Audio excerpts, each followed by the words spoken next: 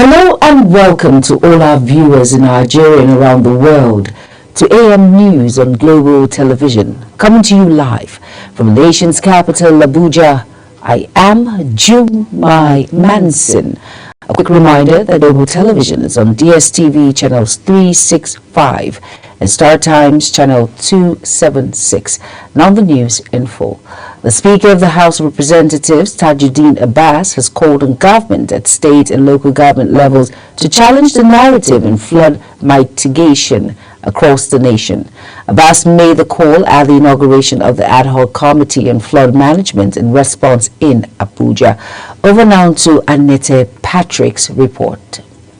Flooding has become a recurring and devastating challenge across many parts of Nigeria, as each year, lives are lost, properties destroyed, livelihoods disrupted, and the socio-economic fabric of entire communities severely affected. The Speaker, who was ably represented by the House Majority Leader, Professor Julius Nwunvere, says this is no longer a seasonal inconvenience. It is a national emergency that demands urgent, coordinated and strategic action. This ritual we perform every year. It is time for it to stop, and I'm hoping that this committee will do that. Every government at the local and state level, they know the flood is coming. They know, and sometimes they are using it to fleece the federal government because the presidency gives them money. Ecological fund, there's flood coming, 3 billion. Not one thing is done. The Minister of State for Humanitarian Affairs, Yusuf Sununu, commends the 10th House for its proactive approach to natural disasters. He laments over the flooding impact on the internally displaced persons and farmers.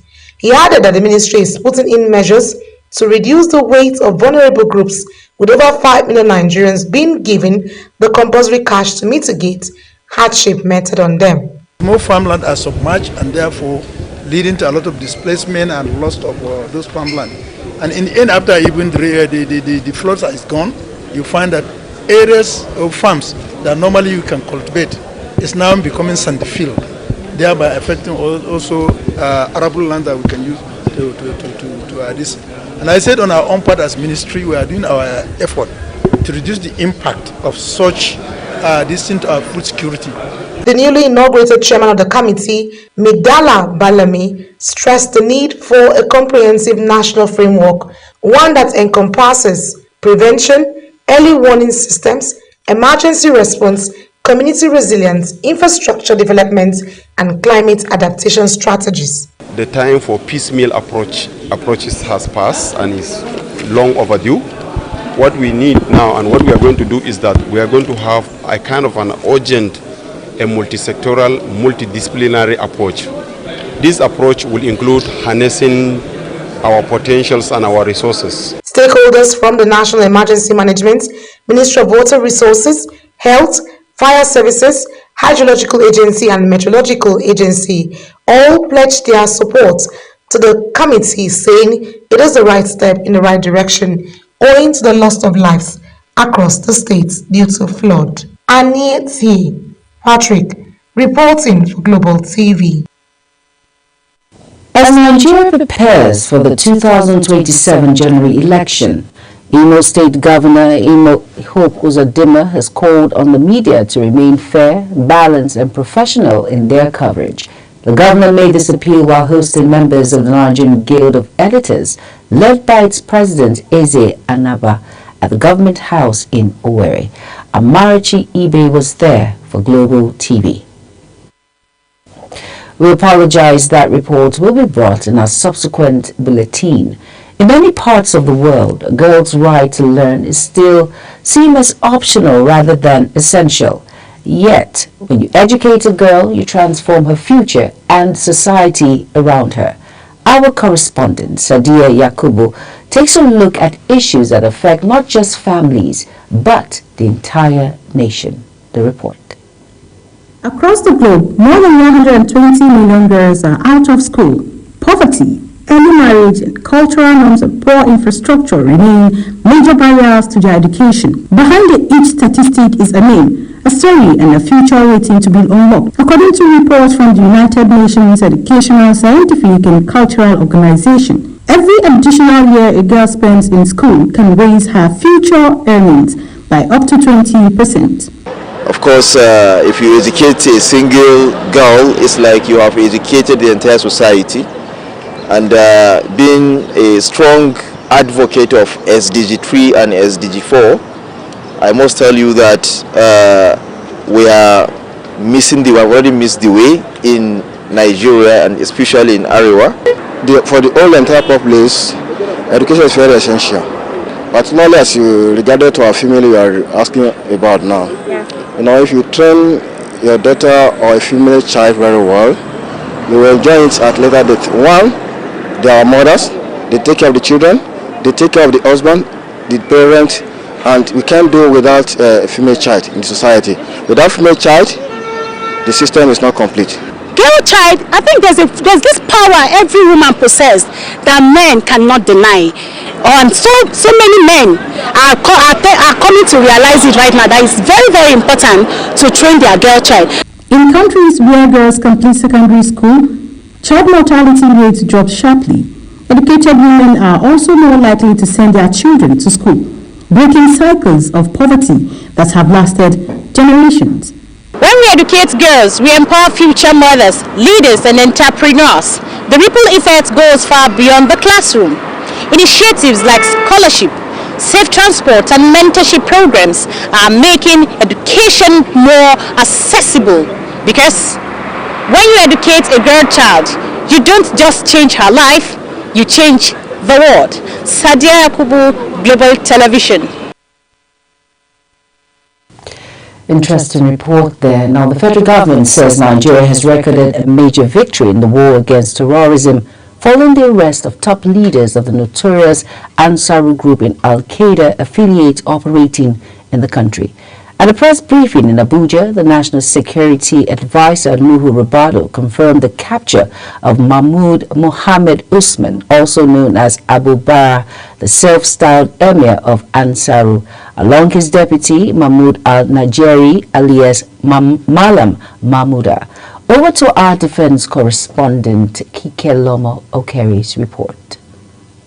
The National Security Advisor, Nuhu Ribadu, reveals that the arrests were made during a series of intelligence-led counter-terrorism operations carried out between May and July 2025. The NSA reveals that both men had long been on the wanted list of Nigeria, the United States, the United Kingdom, and the United Nations for orchestrating terrorist attacks, kidnapping, and armed robberies to finance terrorism. Their operations include the 2022 Kuje prison break, the attack on the Nigerian Iranian facility, the 2013 abduction of French engineer Francis Olog in Katsina, the May 1st, 2029 kidnapping of Ahmed Musa Kuba, and so many other terrorist incidents and attacks. They are also behind the abduction of the enemy of power, and they maintain active links with terrorist groups across the Maghreb. Ribadu described the development as one of the most significant counter-terrorism successes in Nigeria history. He urged citizens to remain vigilant and continue providing timely information to security agencies. The Minister of Information, Mohammed Idris, applauded the efforts of the security agencies, stressing that the Tinubu administration remains committed to safeguarding lives and property. And secondly, to you, I have maintained consistently that you do not give serious authorities or your headlines to these terrorist criminals who are trying day and night to make sure that all of us do not find place to sleep in this country. The gentlemen who are always seated here are trying day and night to ensure that all of us sleep in our homes. Idris also cautioned the Nigerian media against amplifying the activities of the terrorists, urging journalists to instead highlight the sacrifice of security forces. Kike Lomo Okeri, Global Television News. President of the Senate, Godswill Akpabio, has returned to Nigeria, putting to rest rumors circulating on social media about his health. Akpabio arrived at the Nnamdi Azikiwe International Airport, Abuja, in the early hours of Monday at about 4 a.m. He was received at the presidential wing by senators, aides, and supporters. Topsy Gimba has the rest of the report. President of the Senate, Godswill Akpabio, returned to Nigeria following a widespread speculation online that he was critically ill and hospitalized in London. Speaking to journalists at the airport, the President of the Senate dismissed the reports, describing them as baseless and a product of misinformation. There were lots and lots of rumors. Where is the Senate President? so I said, oh, I thought people didn't love me. so I had thousands of calls from everywhere. And I kept saying, I'm okay, I'm okay. And they said, are you sure? Are you sure? One particular area, I won't mention in them, is Royal Majesty. He said, okay, if you're okay, put it on video.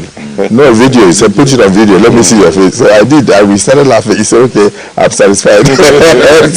Before his London vacation, Akpabio had attended the 6th World Conference of Speakers of Parliament in Geneva, Switzerland, where he said Nigeria played a significant role in promoting democratic governance and strengthening collaboration among government institutions. So the presence of Nigeria was very well felt.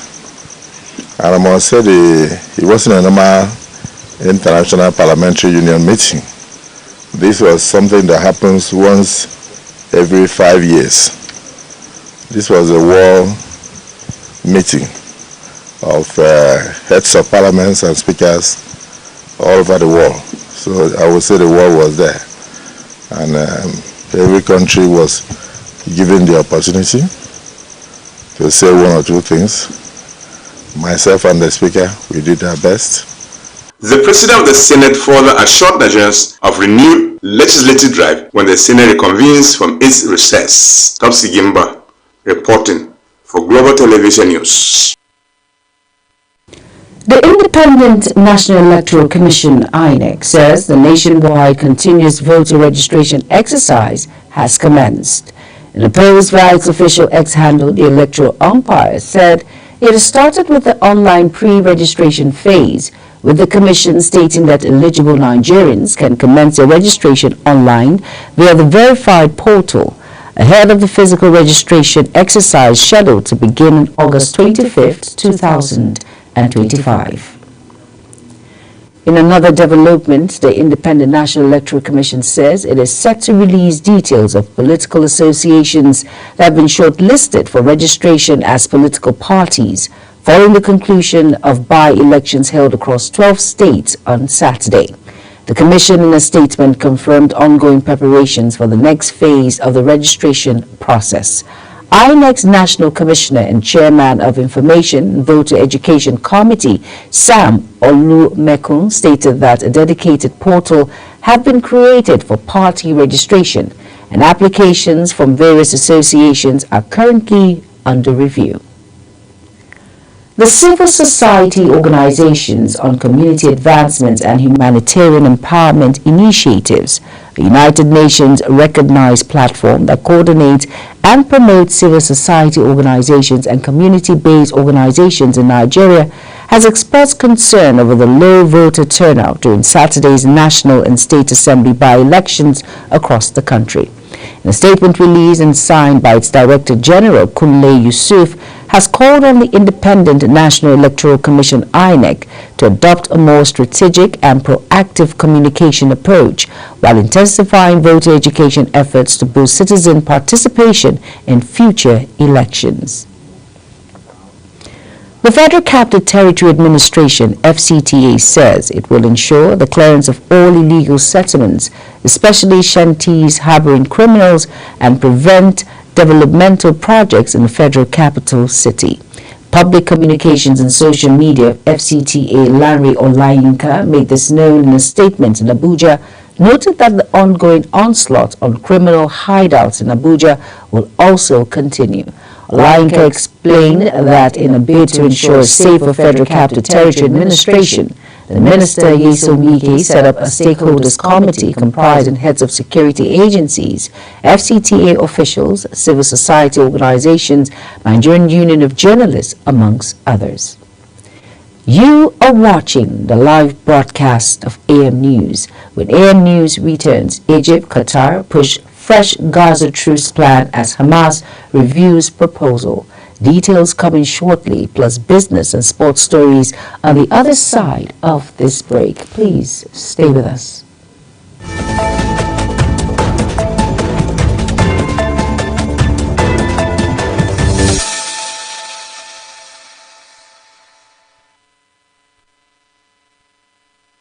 You're welcome back, and if you're just tuning in, this is AM News on Global Television. Thank you for staying with us. In business now, the federal government has pledged to reverse deductions from the Employees' Compensation Scheme managed by Nigerian Social Insurance Trust Fund to ease tensions with Nigerian Labour Congress following the threat of a nationwide strike by the union. The NLC accused the federal government of diverting 40% of Social Insurance Trust Fund contributions to the government's treasury. The Labour Congress said the move undermined workers' social protection and demanded both an immediate refund and the full reconstitution of the National Pension Commission Board. It warned that non-compliance would trigger industrial action nationwide. Nigeria will host two global gas investors and top industry leaders this October as preparations heighten for the 2025 edition of the Gas Investment Forum.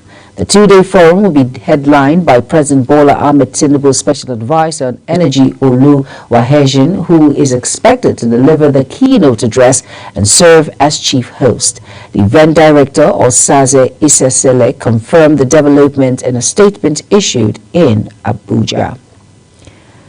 The Federal Ministry of Housing and Urban Development has warned the public against falling for the antics of fraudsters with regards to the 753 housing units seized by the Economic and Financial Crimes Commission, which was forfeited to the federal government.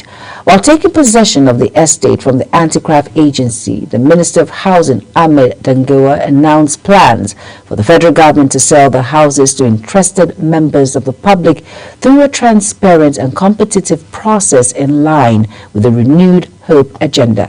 However, in a statement signed by the Director of Press and Public Relations of the Ministry, Badamosi Haiba, in Abuja, the Ministry said it had not engaged any individual or corporate entity to sell the units. The Federal Inland Revenue Service, FIRS, has warned taxpayers against falling for the temptation to hide transactions with the going live of the new national e-invoicing solution, match and buying model as transactions monitoring has become easier. This piece of advice was given to a gathering of large taxpayers in Lagos State during the just concluded two-day post-launch workshop. Speaking at the workshop, the acting Director of Tax Automation of the Revenue Service, Mike Adoga, said the Federal Inland Revenue Service is in the middle of providing governance, ensuring that every invoice gets a reference number, which is also part of this initiative because what we do at the Tax Automation Department of FIRS is we provide all the digital tools that will make the process of tax administration seamless. On the foreign news now, there are fresh moves to secure a ceasefire in Gaza, with Hamas confirming it as received a new truce proposal from mediators. The plan was delivered in Cairo, where Egypt's Foreign Minister Badr Atalate stressed the urgency of reaching an agreement to end the war. Over now to Mukhtar Kasim's report.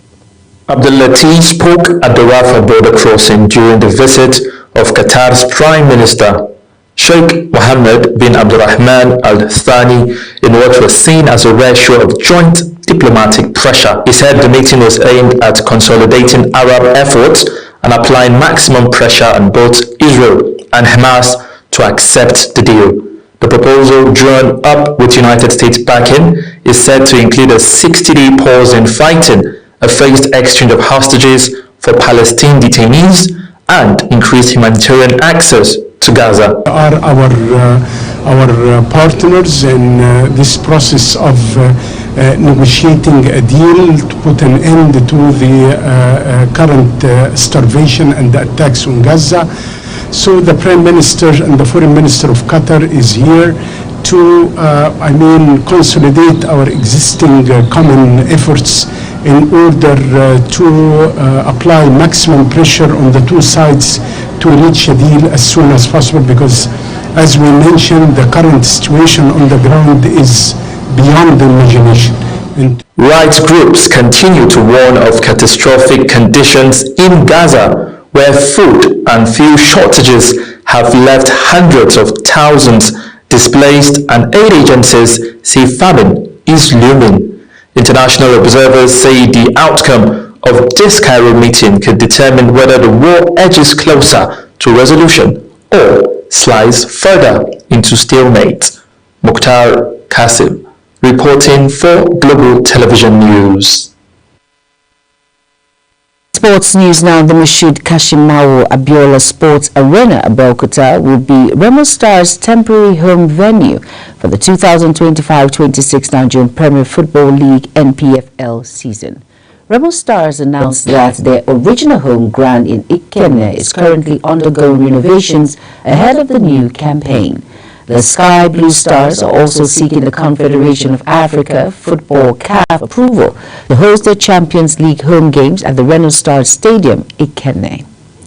So on sports stories, Chelsea have turned down a loan offer from Bayern Munich for their forward Christopher Nkunku.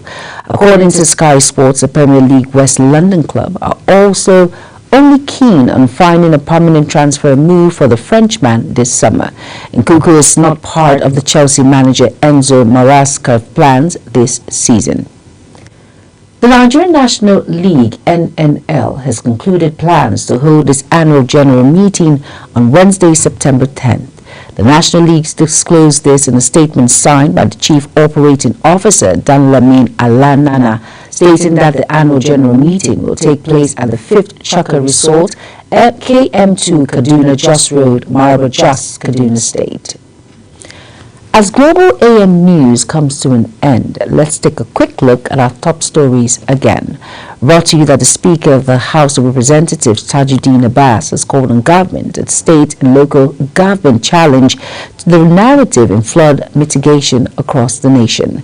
In business, Nigeria will host global gas investors and top industry leaders this October as preparations heighten for the 2025 edition of Gas Investment Forum.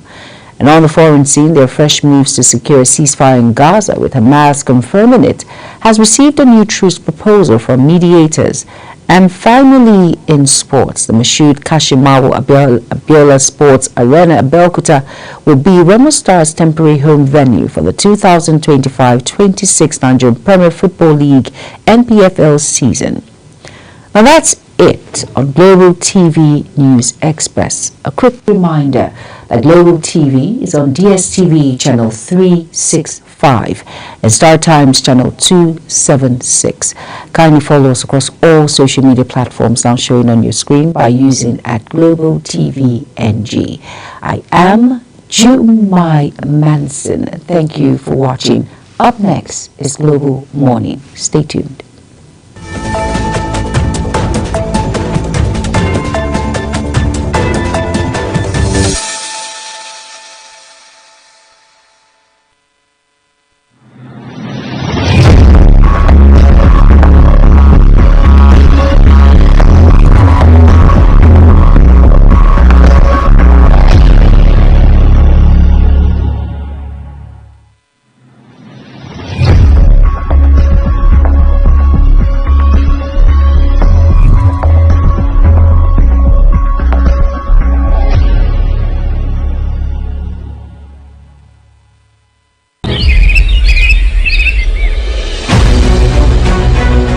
Is your top morning show here on Global Television. We bring you fresh news updates daily while delving into a variety of current affairs and topics.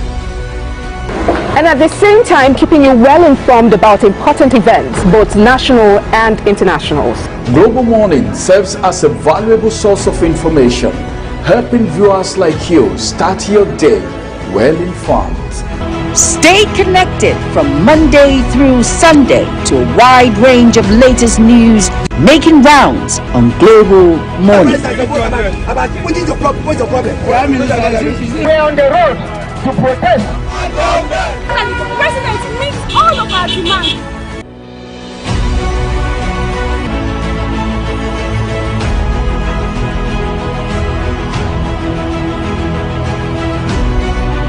This is Global Morning.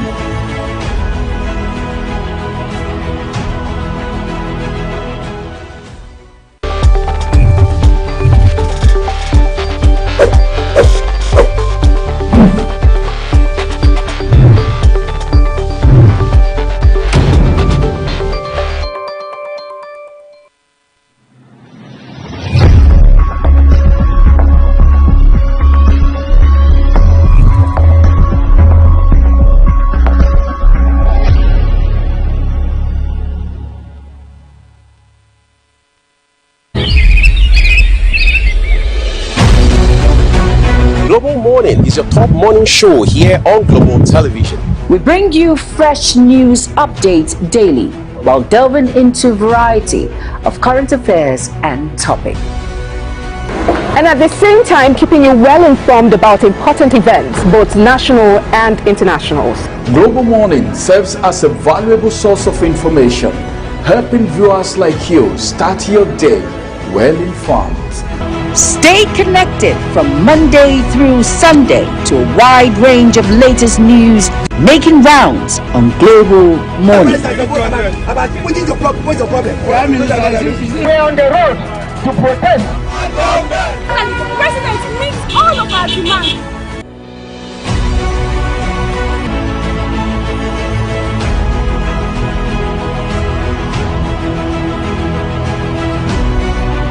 This is Global Morning.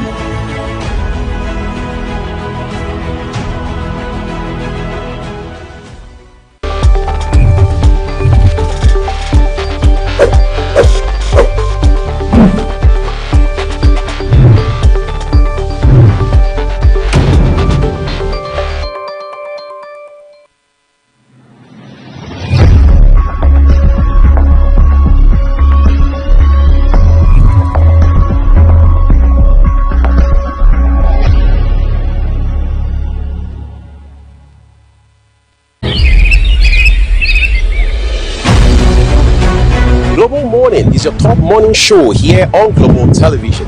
We bring you fresh news updates daily while delving into a variety of current affairs and topics.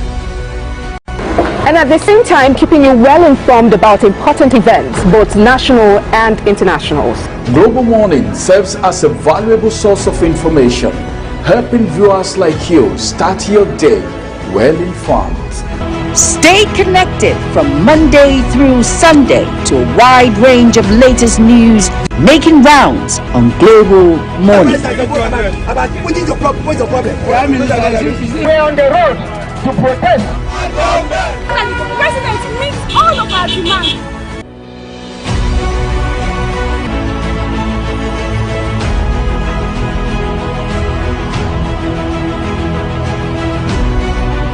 This is Global Morning.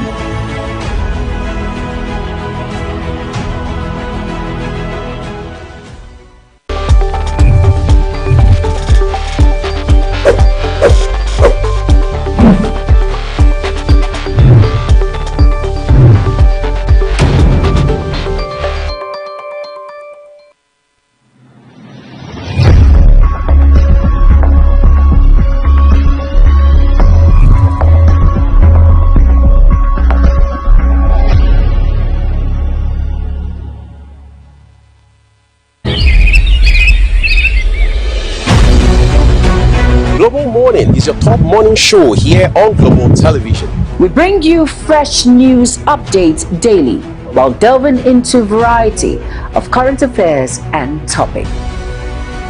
And at the same time, keeping you well informed about important events, both national and internationals. Global Morning serves as a valuable source of information, helping viewers like you start your day well-informed. Stay connected from Monday through Sunday to a wide range of latest news making rounds on Global Morning. We're on the road to protest. The president meets all of our demands.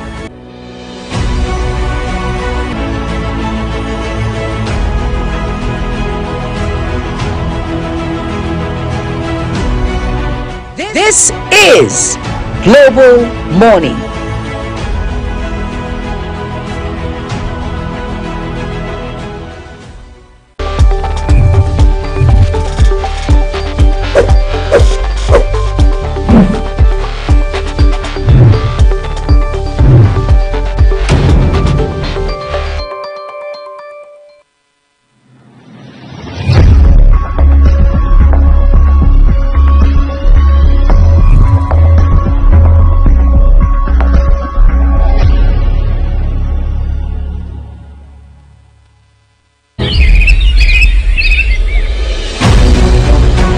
Global Morning is your top morning show here on Global Television. We bring you fresh news updates daily while delving into a variety of current affairs and topics.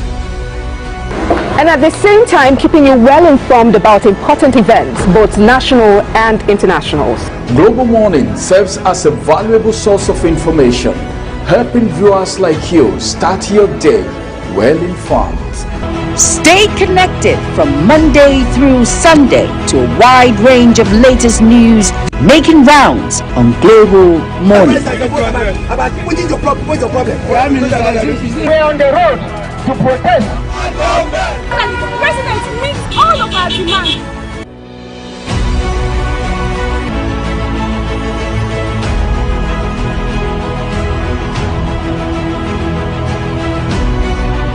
This is Global Morning.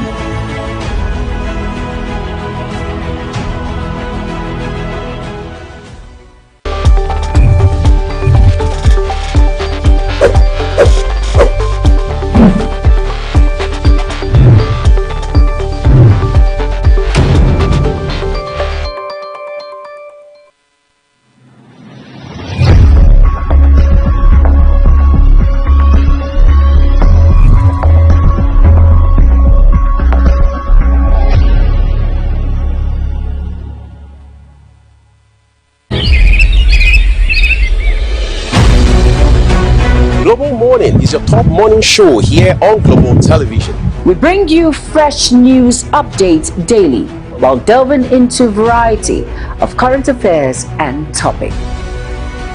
And at the same time keeping you well informed about important events, both national and internationals. Global Morning serves as a valuable source of information, helping viewers like you start your day well-informed. Stay connected from Monday through Sunday to a wide range of latest news making rounds on Global Morning. We're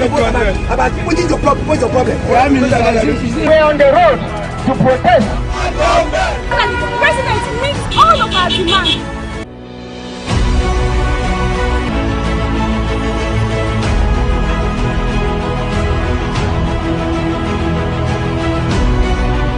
This is Global Morning.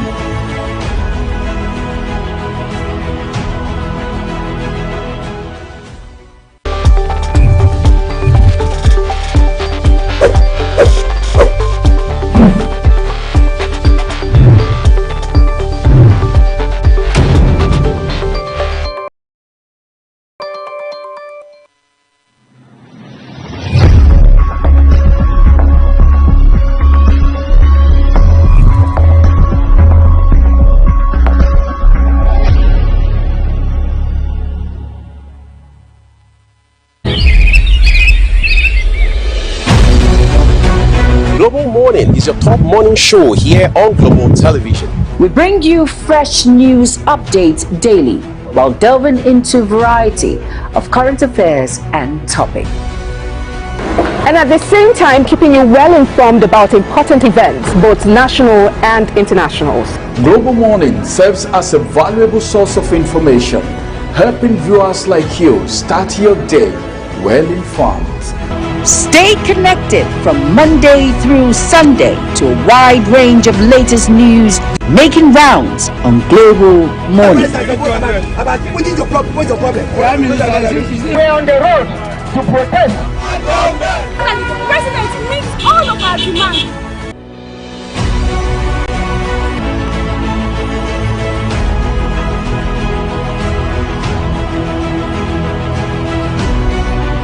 This is Global Morning.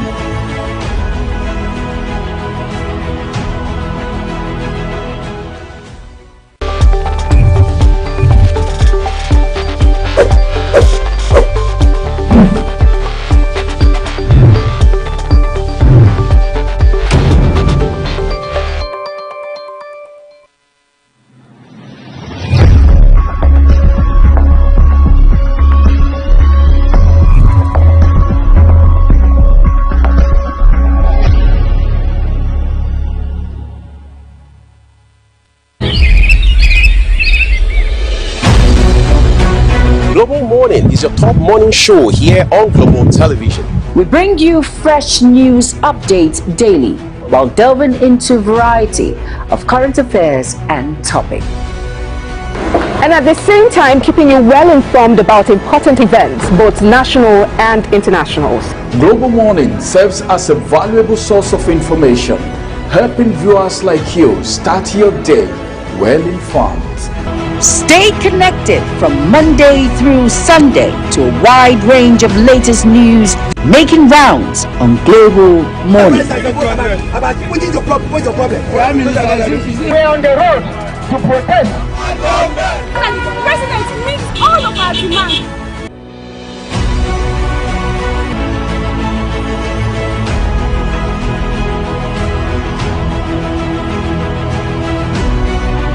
This is Global Morning.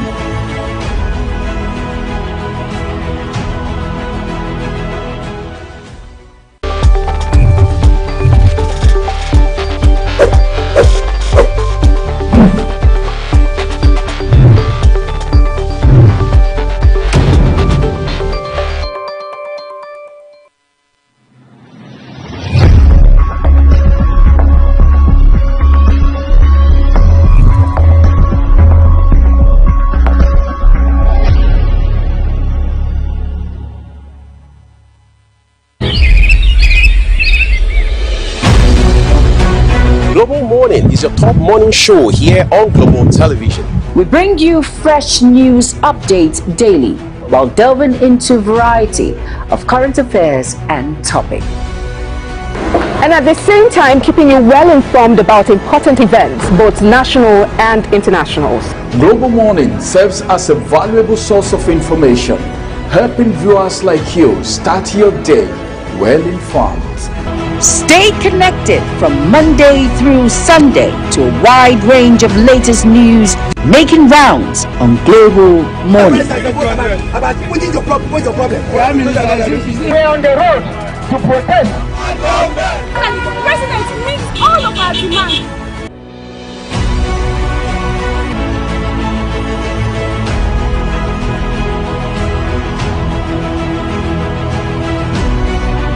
This is Global Morning.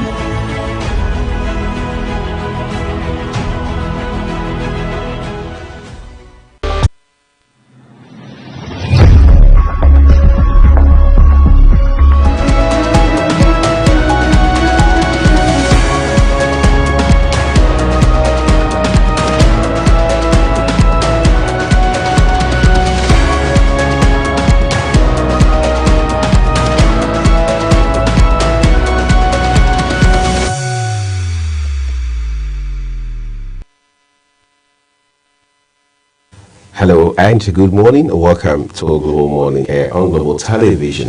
I'm Wiyag Mofwebe, saying a big thank you to you as always for staying with us here on the program. It's Tuesday, the 19th day in the month of August 2025. It's a special day for many reasons. Some of those reasons you'll find out in a bit. My colleague, It didn't rain today, and even when it did, she never made that an excuse for not showing up as scheduled.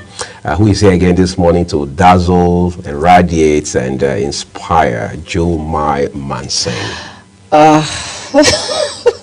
Good morning, Uyi, and good morning to all our amazing viewers out there. It's great to be here. It's a beautiful Tuesday morning, and thank you for that beautiful hype. Well, Dazzle and razzle. The show. Yeah, of course, of course. All right, good morning to each and every one of you. It's a beautiful time, though. It's a beautiful day. It's a Tuesday morning, and we are here to serve you better. Right, Uyi? Of course, as we always do every other day of the week. Yes, again, we appreciate you for making that decision to be with us here today. Just to also give you a heads up that it's going to be not only topical, but interactive. Jomai and I will engage you very meaningfully here and give you a reason to enjoy every bit of our engagement on Global Morning. All of that and so much more will come after this break. Please do stay with us.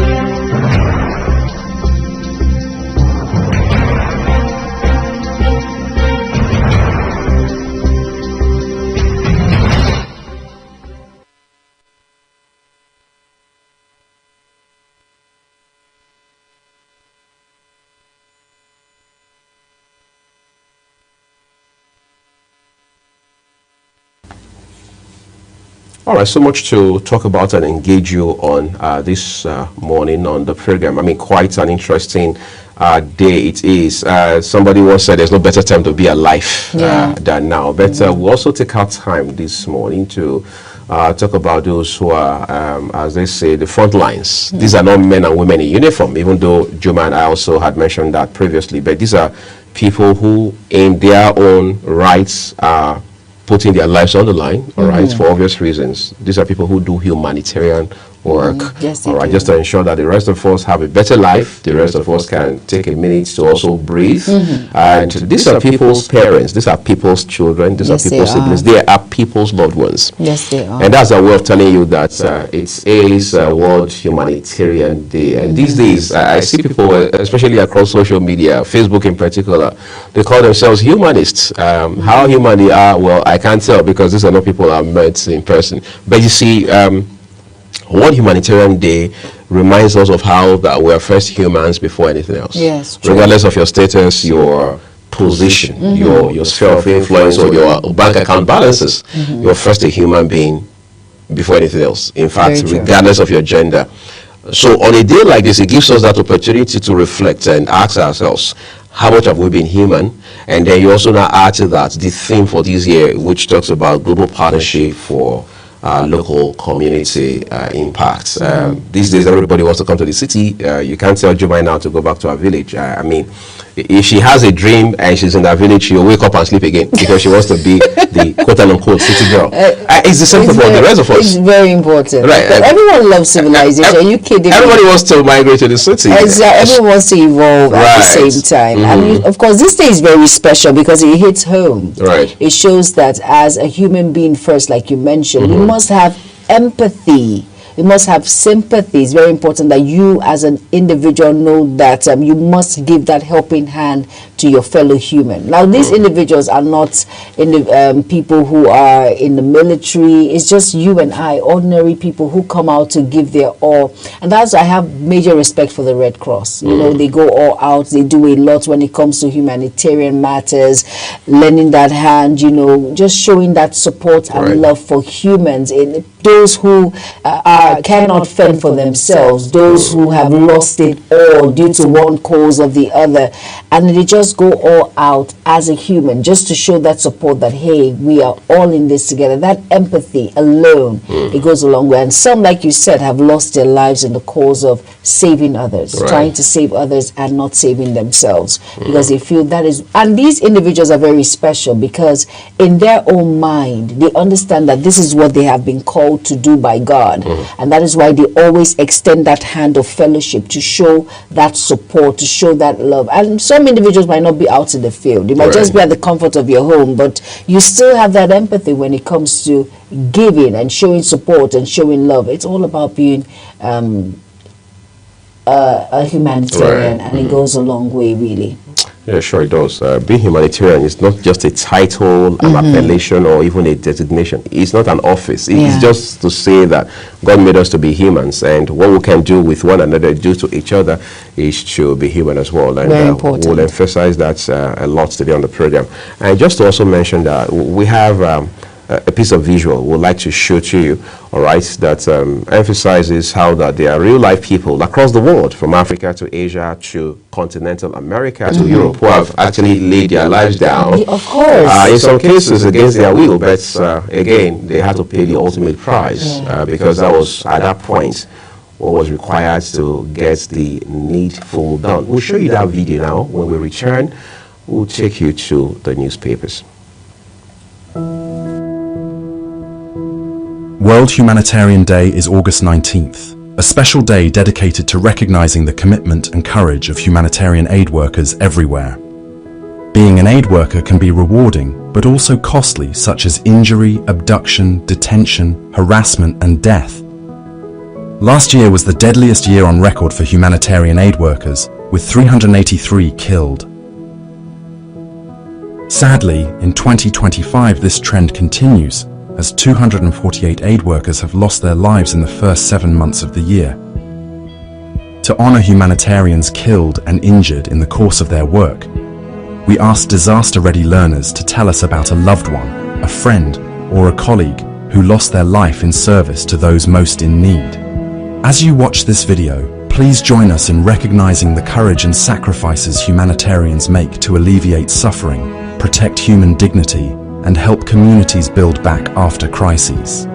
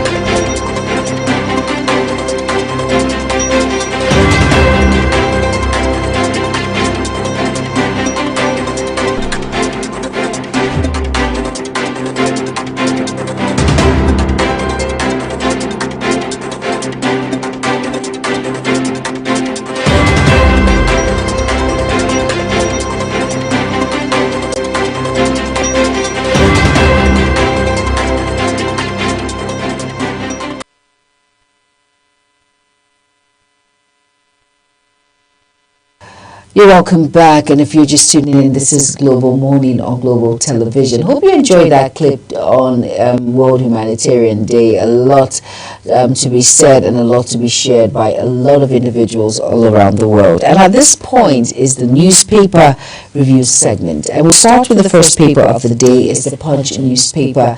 And above the nameplate, it reads here, it says, Customs issue 14-day deadline to seize 905 overtime cargoes. And you can find that read on page 22.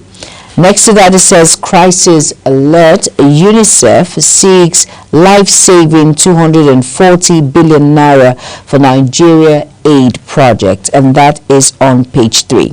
Now, on page 3 of the Punch newspaper, it says, Fubara eyes September 18th comeback as IBAS pushes project completion. And of course, that's a picture of the governor of River State now, Siminalayi Fubara. And now at the side of the Punch newspaper nameplate, it says, Alaafin Lambas Oni in fury clash over chieftaincy title.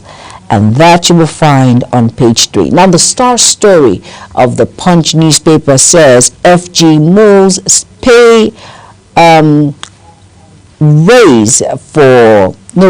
rise for political office holders, and that's on page 2. And the rider says, RMAFC says Tinubu's 1.5 million salary, ministers under 1 million pay low, launches revenue sharing review. And it says global leaders begin high-stakes talks to end Russia-Ukraine war. Hope that's a step in the right direction. We want peace. And it says PenCon blacklists 7 mortgage banks over housing loans breach. And that's on page 9. 2 motorcyclists remanded for allegedly raping Ondo teenager. And that's on page 4. Oshun NULGE battles AGF over seized funds suit transfer. And that's on page 29. Please go out and get yourself a copy of the major headlines making rounds on the Punch newspaper. Next, The Nation. Okay, well, let's begin with the star headline on the front page of The Nation newspaper this morning. It says, UK OK's Tinubu's reforms, pledges stronger trade ties. The writer says, First Lady, renewed hope agenda, lifting women in informal sector into prosperity. Above that, aftermath of by-elections, no polling units on Twitter. Facebook says, Ubasani, well, it's now X, Mr. Governor, not Twitter anymore. But you find those details on page 6 of the Nation newspaper. All right, then move things up a little now for you. It says here, capturing of most wanted terrorists excites U.S., Britain, with a writer that tells us improved security impacting economy. Excuse me. Top right corner of the paper, we have 2 headlines here. The first one says, it's a new constitution, realistic, more like a rhetorical question there for you. Then we have another one here. It says RMAFC, that's the Revenue Mobilization, Allocation and Fiscal Commission, targets year-end for revenue allocation review. Oba Olakunlehin's passage unsettled me, says Ladoja. Okay, the writer says journeying has been torturous. All right, so you can read those details as well on page 5 if you pick up a copy of the Nation newspaper today. Left end corner of the front page, Umahi explains states of Qatar third mainland bridges. Lagos Calabar Highway has 1,500 kilometer long drainage. There's a picture story here. President Bola Tinubu arriving in Japan, being welcomed by officials, including Japanese, and then, of course, Nigeria's Minister of Foreign Affairs, Ambassador Yusuf Tugar. All right, what's more, lastly, on the foot of the front page, Lagos, Ogun, Oyo, Osun declare tomorrow as public holiday for Isese Day on page 5. Okay. All right, those are your headlines this morning from the Nation newspaper. Let's turn to the Daily Times. All right, now the Daily Times newspaper, now below the nameplate, it says, contractors besiege FCTA over 5 billion naira debt as Wike denies awarding contracts, and that is on page 2. Now below all of that, it says over 3 million displaced by flood insecurity in Nigeria, and that's from the federal government. And you'll find that read on page 5. Now over now to page 6, it says why we are reviewing revenue sharing formula, and that's from RMAFC.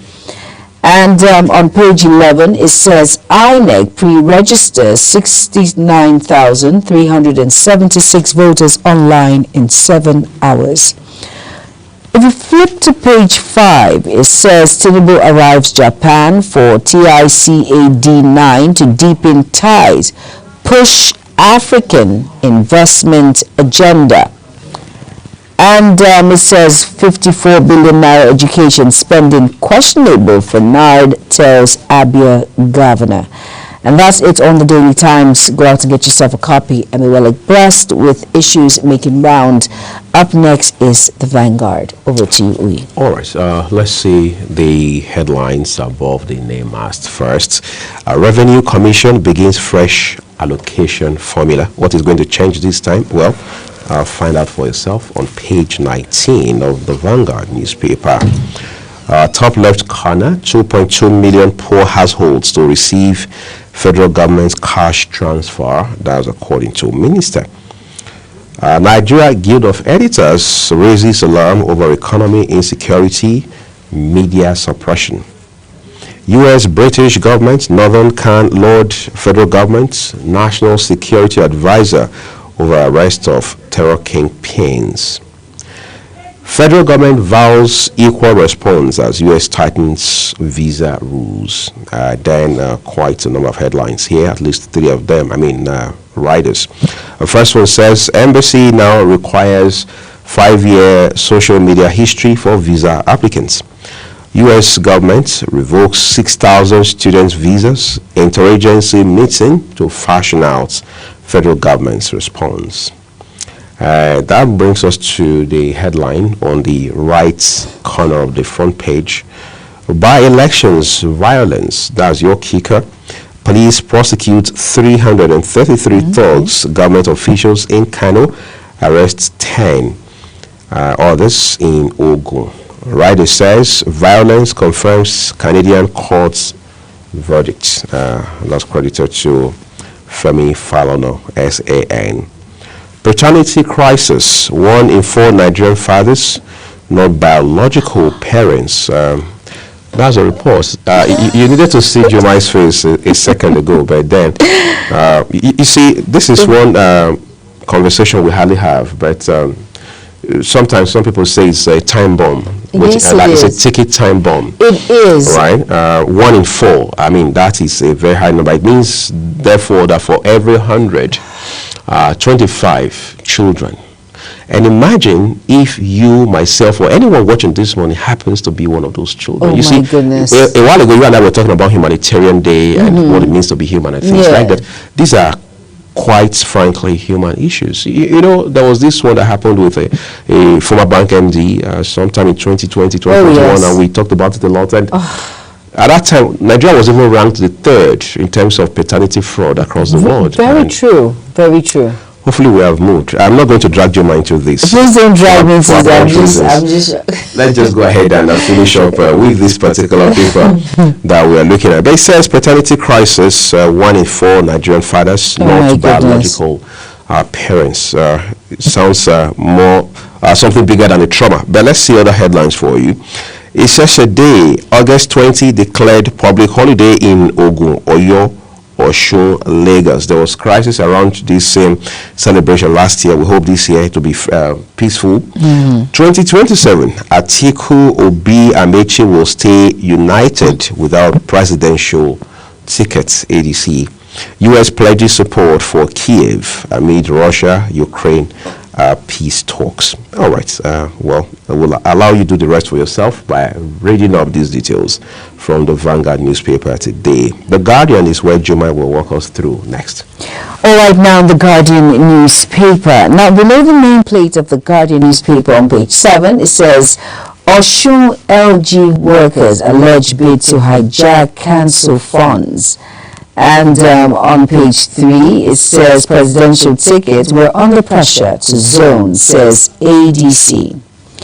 And on page 3 on The Guardian, it says overtime import cargoes worth 12.3 billion naira lying idle at ports. Now, that's a very serious issue there, taking up all those space. New licensing charges on settled port operators, 3.5 trillion naira investment, and that's on page 6. And it says here, APC, PDP, NNPP kick alleged fraud in Oyo, Kaduna, Kano by elections, and that you'll find on page 6. US, UK commend Nigeria for arresting terrorist leaders, of course, and that's on page 5. We are happy also. My journey to throne, bumpy but guided by God, says Ladoja, and that you will find on page 7. NCC accuses high-profile Nigerians of worsening illegal SIM registration, and that you will find on page 5. Guild of Editors bemoans complex challenges facing Nigeria. And here it says, Agric Minister to share insights on export-driven economy at First Bank Conference. And of course, that's for business owners there, business stories, and that's on page 24. And next is the Daily Independent. All right, so let's go there real quick, everyone. The Daily Independent. Well, let's see what we have here. All right. Well, on the Daily Independent, we need to bring you all of that. Okay, there you go. The big one first here says, with a Kika visa application, Nigerians to provide 5-year social media activity. That's according to U.S. Embassy. It's a new regulation for those applying for U.S. visas. All right. Well, there's nothing you can do about that now because it's a policy direction. And people have been asking Juma, how can I get my 5-year visa? I mean, I got my 5-year social media history. Well, it's all there. The things we post are all curated, and that's why they say we should be careful what we put on air, or I mean what we put out there on the social media. Otherwise, we'll have ourselves to blame. Well, what more can I say? I think that will take us to the next paper now. That will be the First Daily newspaper. All right, now the First Daily newspaper, and here on the First Daily newspaper, it reads, close to the nameplate, it says APC, PDP must prove they're not terrorist groups, and that's from Falana. And it says 2027 INEC opens online voter registration records to 69,000 entries in 7 hours. Tinubu arrives Japan for TICD9, heads to Brazil after summit. Punishment alone can't defeat corruption in Nigeria, and that's from ICPC chair. Here it says, vote buying is investment in corruption, Obi warns Nigerians. PDP names Fintiri to lead 110-member National Convention Committee. U.S. Embassy now demands 5-year social media history from visa applicants. Tinubu commissions LPG vessel named after mother in South Korea. And now at the foot of the First Daily says, JAM sets October deadline for 2025 university admissions. And basically that is it on the First Daily. Next, over to you now, the Daily Monitor. The Daily Monitor. All right, thank you, Juma. Above the nameplate here, it says Nigerian Guild of Editors expresses concern over complex challenges facing Nigeria.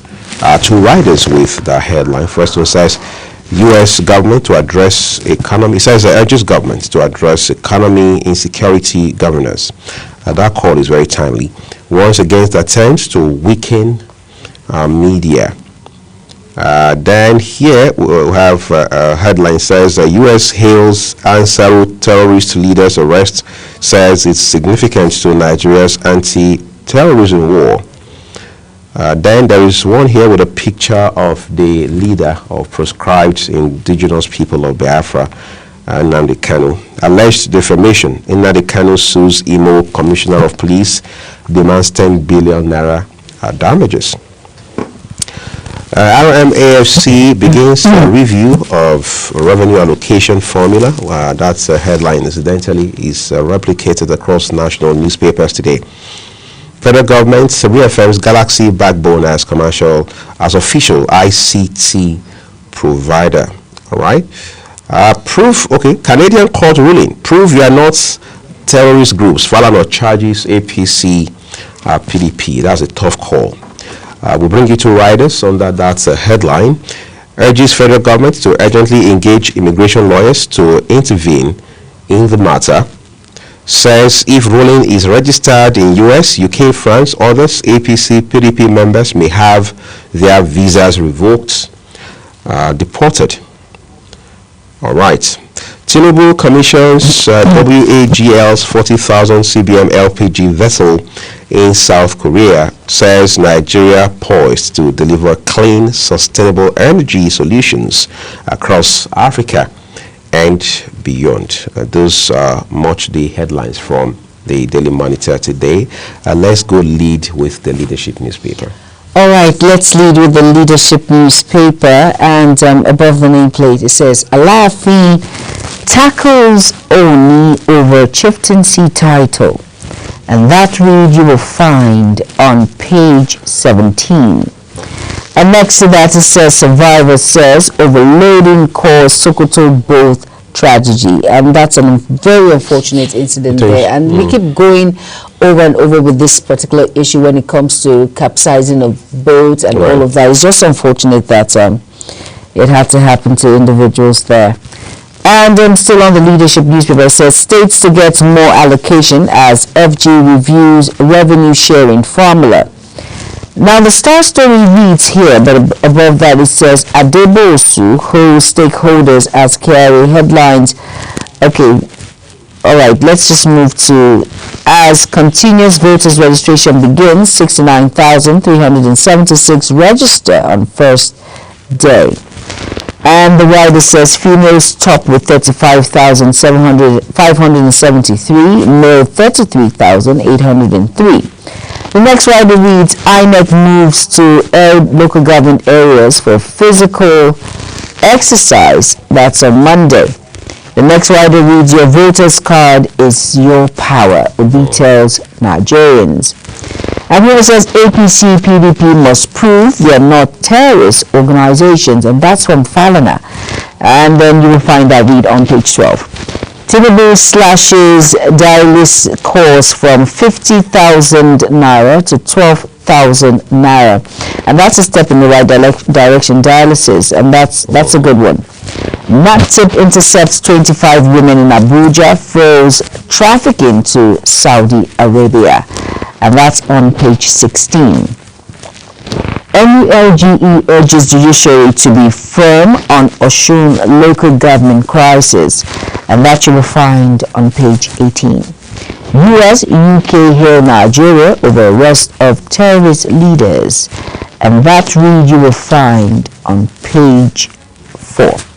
Now go out to get yourself a copy of the leadership paper to be well abreast with major headlines making rounds. Next we have New National Star.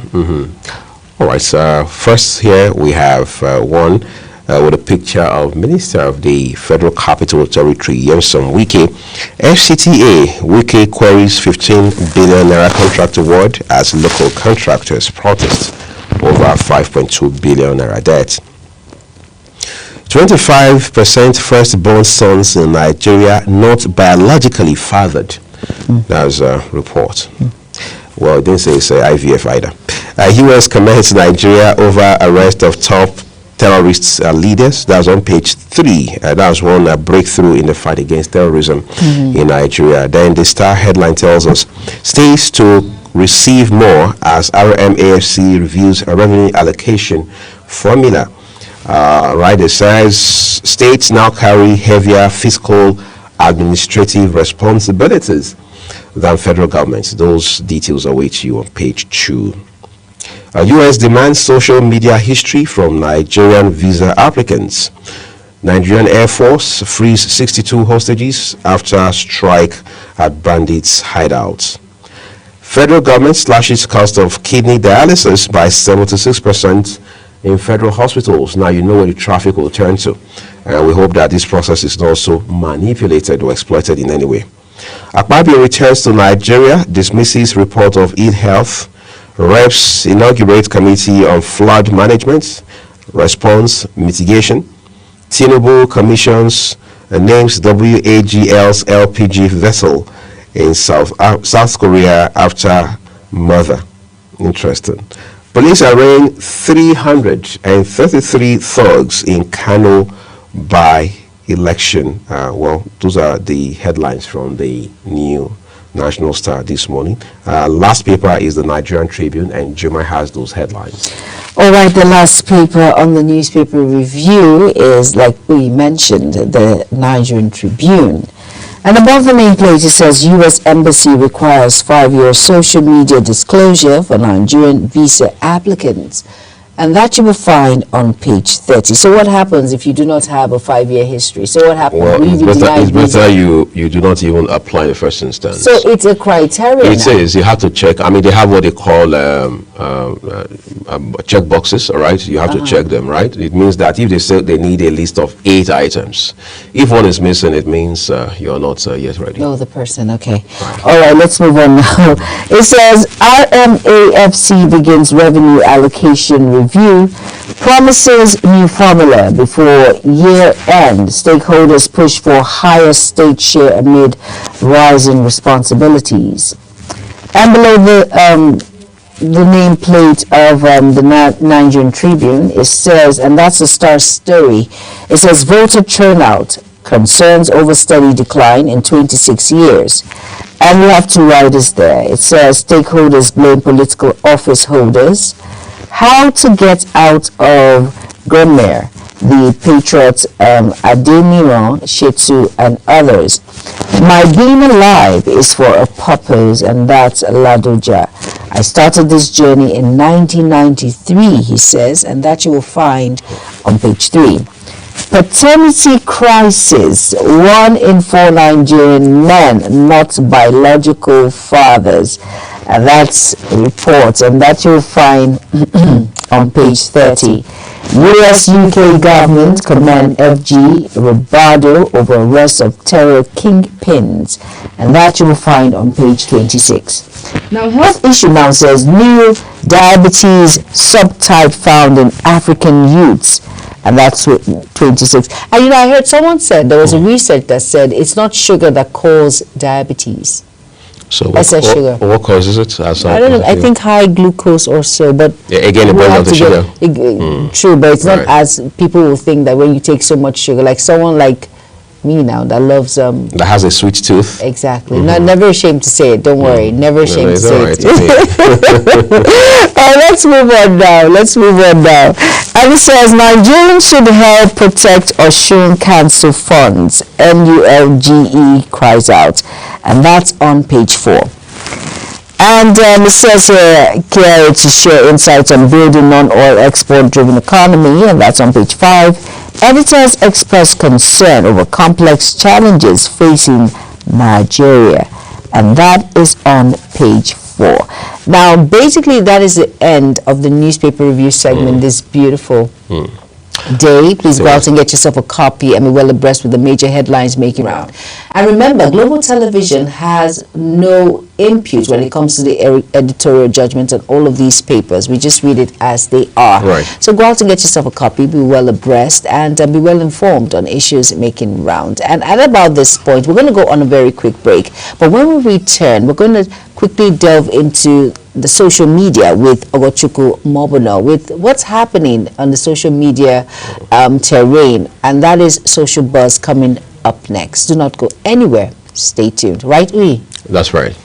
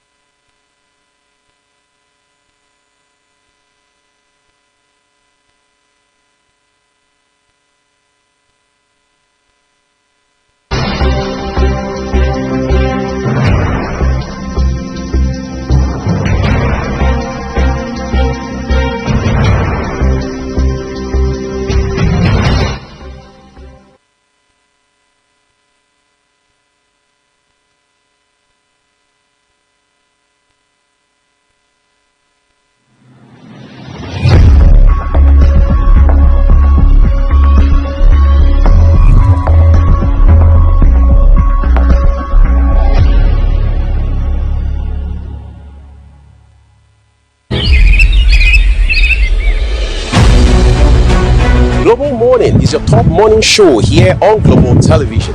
We bring you fresh news updates daily while delving into a variety of current affairs and topics. And at the same time, keeping you well informed about important events, both national and internationals. Global Morning serves as a valuable source of information, helping viewers like you start your day well informed. Stay connected from Monday through Sunday to a wide range of latest news making rounds on Global Morning. We're on the road to protest. The president meets all of our demands.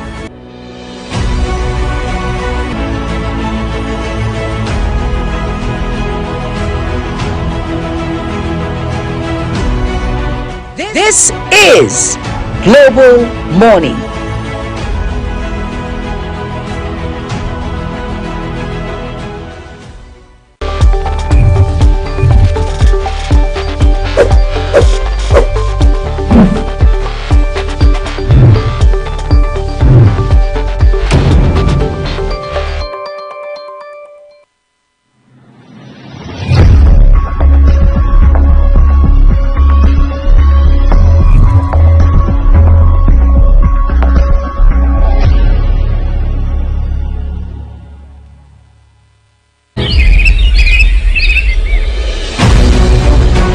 Global Morning is your top morning show here on Global Television. We bring you fresh news updates daily while delving into a variety of current affairs and topics. And at the same time, keeping you well informed about important events, both national and internationals. Global Morning serves as a valuable source of information, helping viewers like you start your day well informed. Stay connected from Monday through Sunday to a wide range of latest news making rounds on Global Morning. We're on the road to protest. The president meets all of our demands.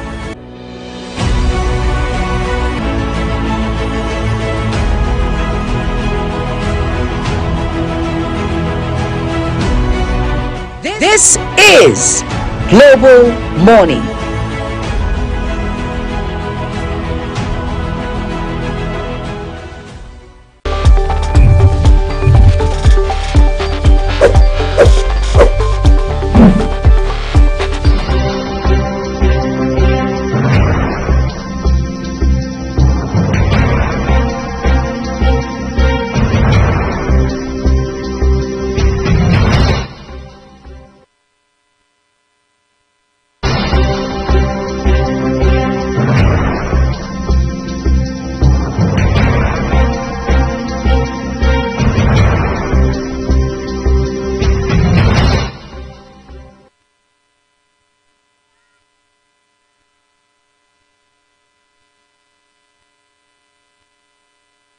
Good morning and welcome to Social Buzz on Global Morning. I am Obert Kumobno. It's a good day to look at what's buzzing on the internet.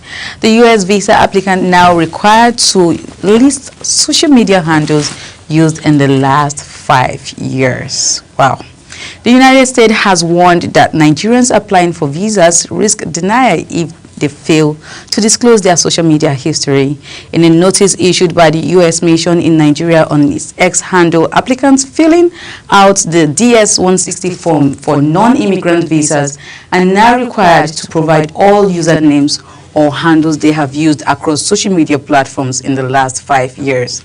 Applicants are required to provide usernames or handles for every social media platform they have used during the period. The statement reads, visa applicants are required to list all social media usernames or handles of every platform they have used from the last 5 years on the DS-160 visa application form. Applicants certify that the information in their visa application is true and correct before they sign and submit. Omitting social media information could lead to visa denial and ineligibility for future visas. What can I say? I know this is for security reasons, but I think it's a little bit too much. But what, like I say, this is a country's policy, and I think, like I said again, it's for security reasons. But then we're going to be taking some comments from social media as regards this discussion. And our first comment is coming from Fikun Ademi. And Fikun Ademi says, nothing online is truly private anymore, especially when dealing with immigration. The U.S. wants full transparency, and any attempt to hide or omit details can easily be seen as dishonesty. Nigerians applying for visas must be careful, honest, and consistent with their digital footprint. Social media is now part of background checks, so whatever you post reflects directly on your credibility and eligibility. It is no longer just about financials or travel histories. Your online identity now carries equal weight. It now carries equal weight. So you cannot just post or write anything just like you feel in anybody's comment section. So the second one is coming from Bros Deji. And Bros Deji says, they are taking your voice and you all are surrendering to them because you don't trust in yourself that you can fix your own country and not need the US to succeed. The last thing we have in our voice and is our voice and our opinion. If you let them take it, even before you have the ability to speak, you and your generation are done. Speak openly against this nonsense by tagging the US and Nigeria. This is totally unacceptable. He also tagged Nigeria's MFA and also tagged the president, official Asuwaju Bats. Nigerians must be allowed to air their opinion, and it should never be a criteria for visa approval if it's not threatening to the immigrating country's security. Opinions remain opinions until acted upon. Well, the last but not the least comment today is coming from David 90 Oli, and David says, watch what you say here, otherwise we will use it against you in the U.S. immigration court of visa law. Well, I have someone in the studio. Jumai, good morning. How are you doing today? Good morning, Ogo. And the last comment for me is key. He's very funny. He's going to take that particular guy that said we have to say no to this nonsense, to the U.S. immigration law. But looking at it, Ogo, you are a social media expert. Now, really, 5 years, I must have a 5-year history, right? But what if I do not and I cannot remember what I've used in the last 5 years? What's going to happen to people in that category? These are more questions people have actually thrown in the comment section. I saw something like this, and I think someone responded and said, why can't you remember whatever it is you have used? But then again, it is possible to actually forget whatever it is you have used. But I think there should be another option when you get to fill out this form, the DS-160 form given to you. If you have forgotten, then I'm sure perhaps maybe there should be people who are IT specialists there that could actually, get your information, go back 5 years. At least Meta has all of that information, so definitely it will be dug up. There's nothing lost on social media. People will dig it out, definitely. So that's not a problem. But listen to that second guy, his comment. It's making it look as if We have it's a life sentence. Honestly, I think it doesn't make it look like you are not supposed to travel out or you are not supposed to go out to other countries. It's normal. It's okay to travel to any country. True. Yes, it's very, very okay. Nobody is restricting you. They're only saying that if you are coming to our country, exactly, you should follow every procedures and make sure you are right on it. Nobody wants to entertain insecurity in their country. No, you understand? And nobody, all of this that Trump is doing right now is for the security of the people in the country. They do not want to entertain any form of abuse. And the reason why I think this 5 years social media handles is required, I think, is to know if you have offended anyone online. Really? Yes. Cyberbullying. Yes, cyberbullying. And is to also know if you have also offended the country in one way or the other. That you want to travel to. Yes. People just go ahead to comment different things on different social media pages. You see maybe a story, and instead for you to drop your comment politely, people just insult, maybe tagging the president. So they want to know how far you have come. If you have bullied anyone cyberly, if you have done anything like that to the country, then you are not allowed in the country. And I don't see anything wrong with it, honestly. If every other country would actually adopt this, including my country, Nigeria, then I think it's going to reduce cyberbullying online. Because take, for instance, the lady, the Ibom Air saga that happened. Yes, Comfort. A lot of persons bullied that lady. Till now, she has still not gotten her voice to come out to speak about it. That was a really cyberbullying. So things like this would actually stop if they get to put some ban like this and all of these things in order. What do you think? I think it's fantastic. Now, you've made that cyberbullying is a crime, and it has affected individuals mentally, physically. It has led to suicide cases. Yes. And I feel this is a step in the right direction to curb the menace of criminalities coming to that country. Because, Nigeria, they've painted us in this picture that we're all about corruption, we're all about, there's this picture that we have about Nigerians. But I think this is a step in the right direction. Every country has a right to their laws, their rules, regulations that must be followed. So I see nothing wrong with it. If you have clean hands, go and apply for visa and you've not done anything wrong. Hey, I don't see anything wrong with it. Right now, I'm shaking. I feel like I've done something. The social media right now. What are you kidding us right now? Anyways, I'm sure you have your comment there. You have your thought to drop. Please use the social media handles you're seeing right there on your screen and be part of this conversation. Thank you so much, Jummai, for coming on this episode of Social Buzz. Today, I am Okochukwu Mobno. To stay with us as Global Morning continues.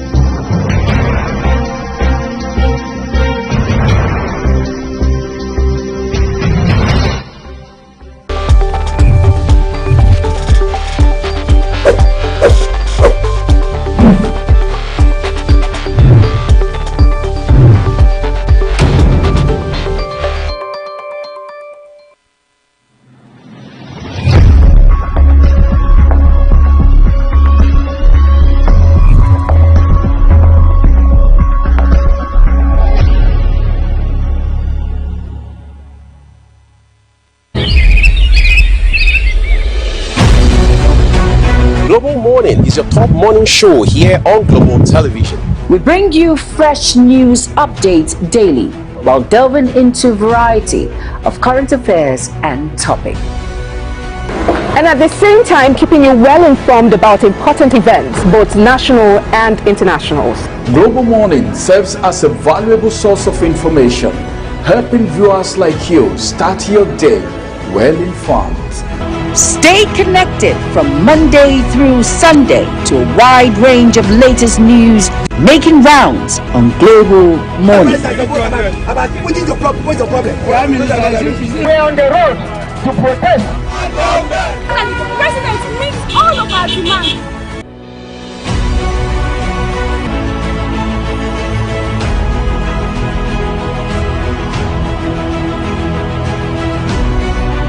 This is Global Morning.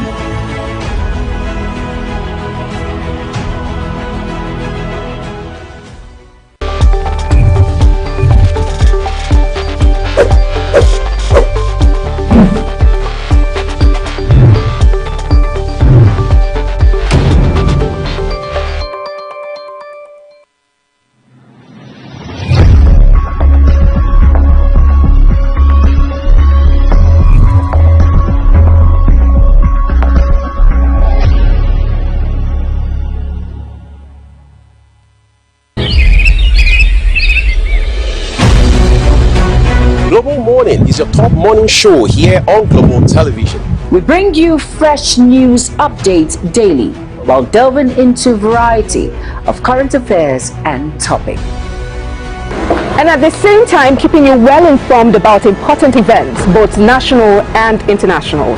Global Morning serves as a valuable source of information, helping viewers like you start your day well informed. Stay connected from Monday through Sunday to a wide range of latest news making rounds on Global Morning. We're on the road to protest. And the president meets all of our demands.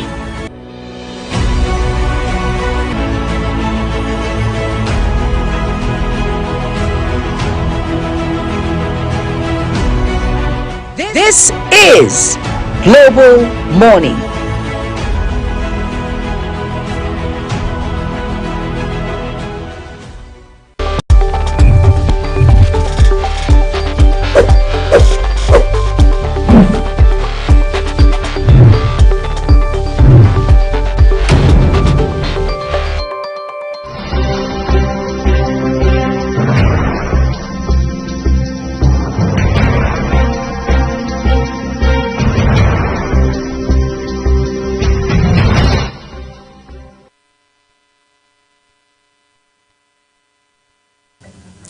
Like we mentioned to you at the top of the program this morning, it is World Humanitarian Day, and this year the commemoration essentially focuses on global partnerships and the need for impact at the community level.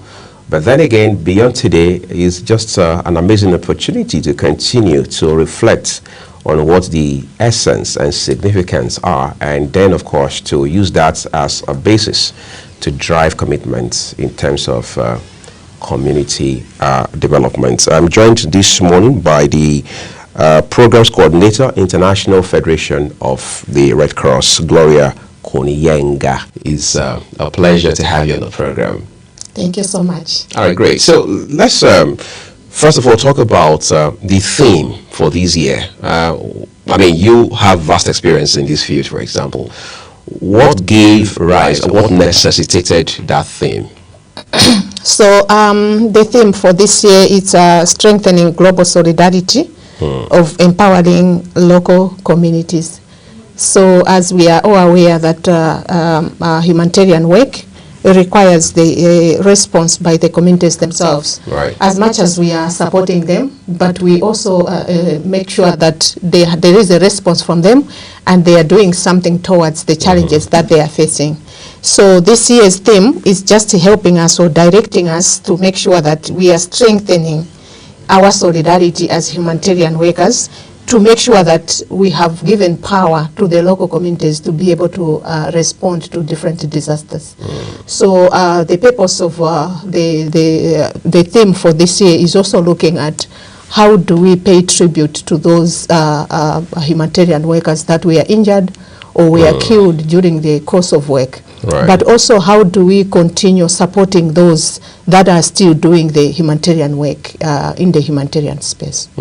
Quite interesting. I mean, it's quite a challenging space across the world for those who do humanitarian work. And one of the challenges we're seeing now is that the United States Agency for International Development, for example, USAID, has pulled out of all of these projects across the world, including back at home here in Nigeria, for instance. Of course, the United Nations has also come to respond to these very unfortunate developments. But talk to our viewers this morning about the implications and the impact of this kind of action.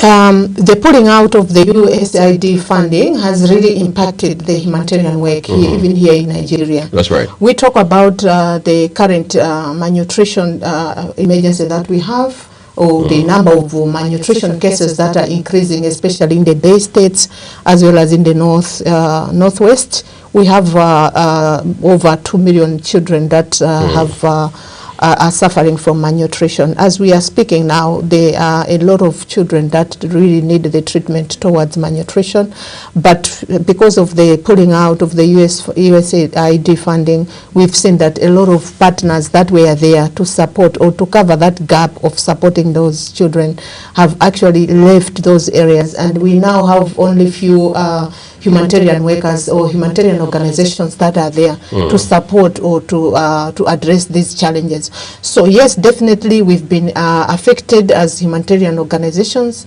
in terms of supporting the vulnerable people in the communities because of the pulling out of this funding. And we have seen that not only the pulling out of the USAID funding, but we have seen also the reduction in terms of funding or funding sources for humanitarian work. So not only about the malnutrition, but we have so many challenges. Sometimes we do experience flooding in different areas that also need people that have been displaced. So many crises that are happening. People need to be supported. Those people that are living in camps, they need food, they need water, they need health services. But we have seen that the pulling out of such kind of funding really affects the people, the vulnerable people in the communities. So this global solidarity we are talking about, really, if we are to strengthen it, definitely the local communities will receive the necessary need that is required because of those challenges they are facing. You look at the war today, Gloria. I mean, you and I will agree. There's a war in Ukraine. There's a war in Gaza. Yes. For months now, Israel has made it very difficult, extremely difficult, almost impossible for aid to come into Gaza. I mean, you know the story. Yeah. How much do these, events, I'd like to call them, all right, worsen an already bad situation?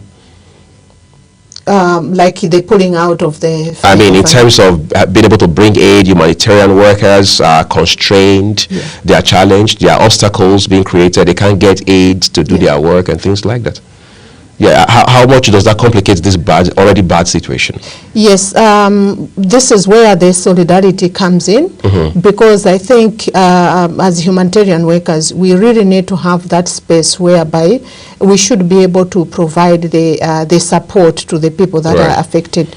Because the more we deny them a chance of getting that kind of support, the more we are losing a lot of lives. So we've seen, like as the example that you've given, if there's no access to food, people don't have access to food. The end result is that you find that malnutrition cases will increase, and also different diseases will come in because people do not have food. So as much as we are trying to address the crisis at that particular moment, for example, the Ukraine war, we are trying to support the civilians, those that have been affected. But if we cannot be able to provide the necessary support, you find that other problems might come out. So in that situation, you find that maybe issues of cholera will start developing because people do not have access to safe water, do not have access to sanitary facilities, and maybe even access to health services themselves. You find that because they don't have such kind of access, the problem will become worse.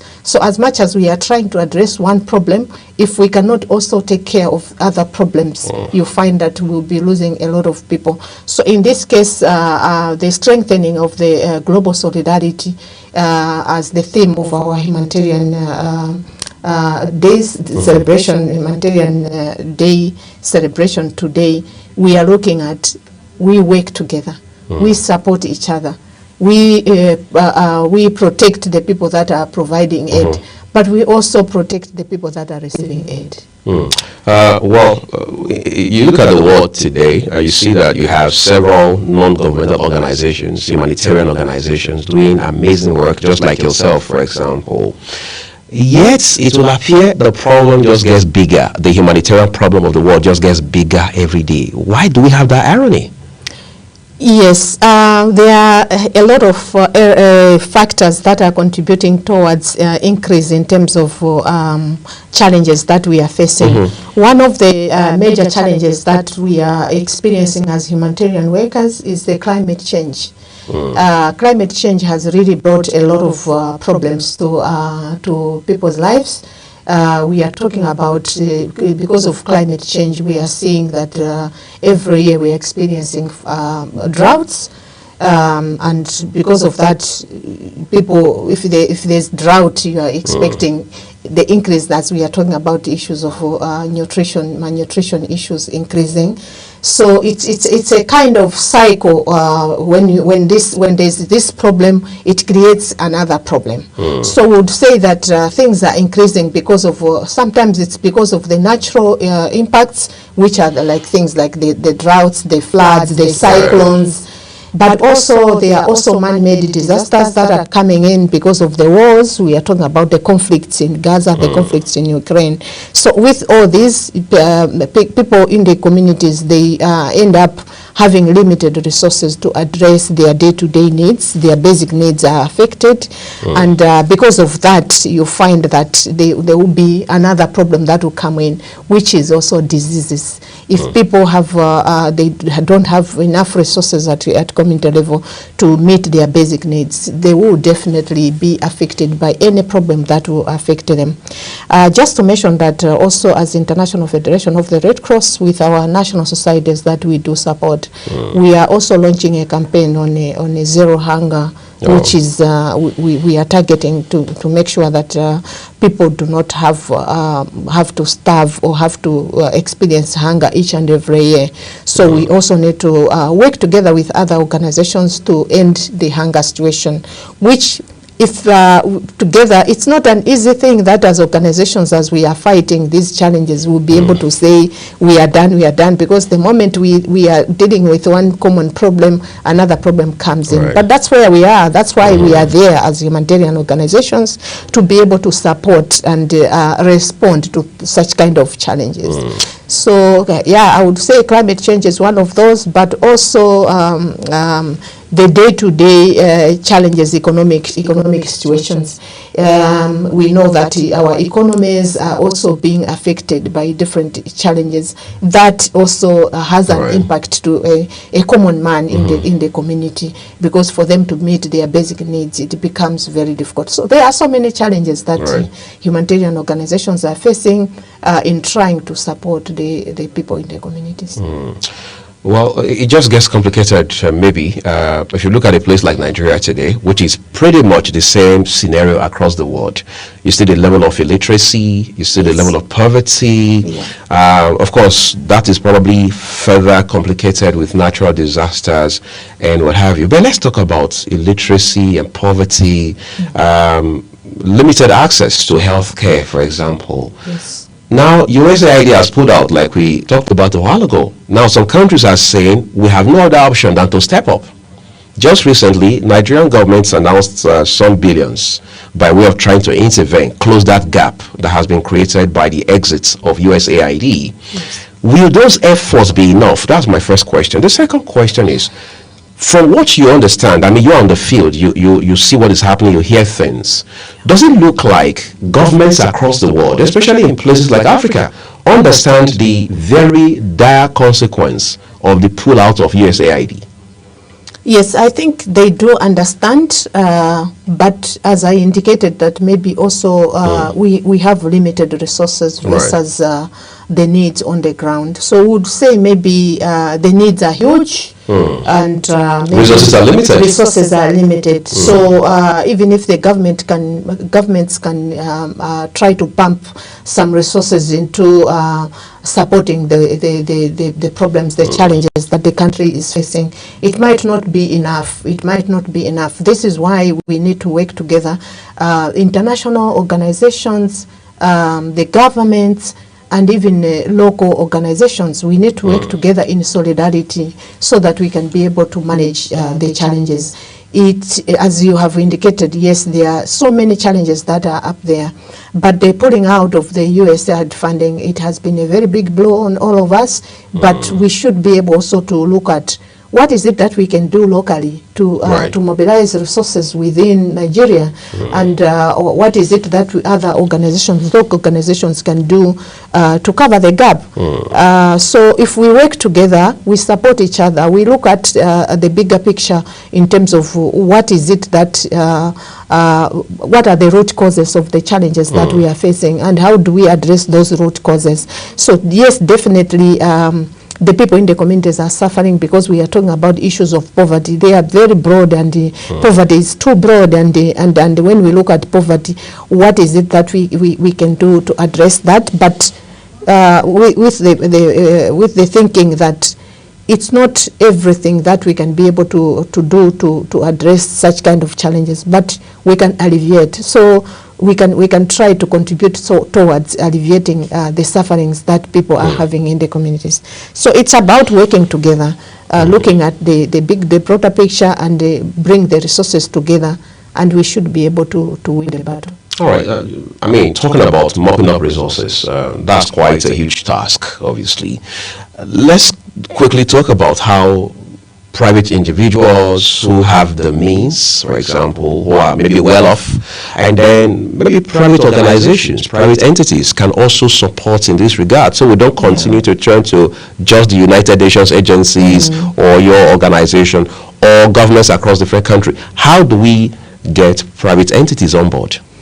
Yes, I think that's also another approach that we need to look at it. It's a dimension that maybe for a long time we've been ignoring it, but I think we have, like in Nigeria, so many business companies, we have individuals that have big businesses. I think it's high time that they should also come in.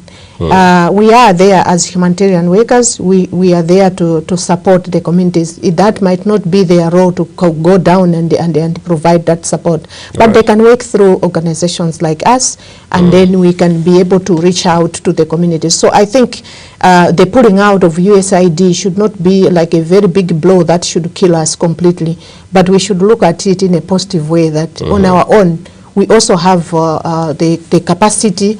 We can also be able to support our fellow Nigerians that are actually struggling. Those that have resources, if they pull them together and work together with the humanitarian organizations, we should be able to cover the gap that has been created by the pulling out of the USAID funding. You look at the world today. I mean, just before you sat here and we got talking, we played a 5-minute video that highlighted some of the persons who have died in action, in active service, in the line of duty, trying to do humanitarian work across the world. Yes.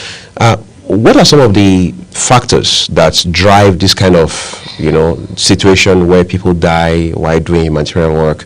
And then what can we do to mitigate that sort of thing, where we don't have to lose so much people who are helping the world to become a better place?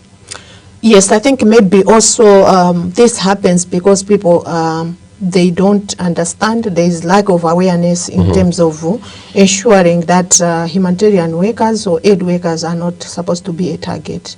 They are there to provide the support or to help the civilians if it is about the conflict, in a conflict situation. They are there to save their lives. They are there to protect those people that are vulnerable during that period, that time. So as international organizations, like for us in the Red Cross, we have this, we do promote this international humanitarian law, whereby we do also sensitize the media that they should be able to disseminate this information, that people should know that aid workers are not supposed to be a target, but they should be protected and supported.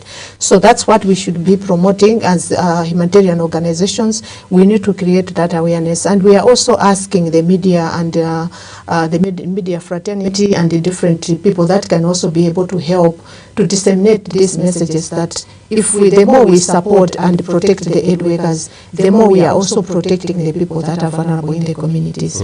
So as humanitarian workers, let's work in solidarity. Let's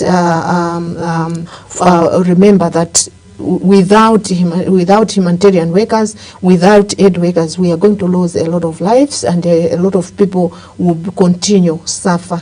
So as we are alleviating human suffering in the communities that we serve, let's also protect the aid workers. We have actually lost a lot of aid workers in trying to protect the services, in trying to support the vulnerable communities. But the more we lose these people, the more the affected people will continue dying. Okay, so finally, everybody is affected by humanitarian crisis across the world, sometimes regardless of your social status and what have you. But let's talk about people who live in the rural areas. Well, in Africa, we say those who live in the villages. Most times they are worse hits when it comes to poverty level, when it comes to economic disadvantage, when it comes to access to functional healthcare or education and things like that, basic amenities.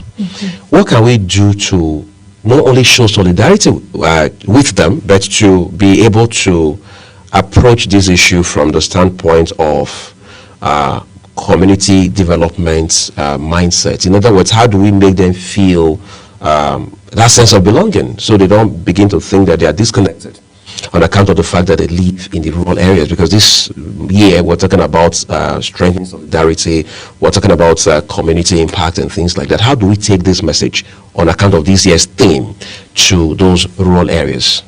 It is our role as humanitarian workers to make sure that we make the communities understand that that's why the theme for this year is talking about strengthening solidarity, global solidarity, in empowering the local communities. That's where the empowerment comes in. So our programs should target at empowering communities. Right. In our programming in the humanitarian work, we talk about community engagement and accountability. This talks, when we talk about community engagement and accountability, is part of the empowerment.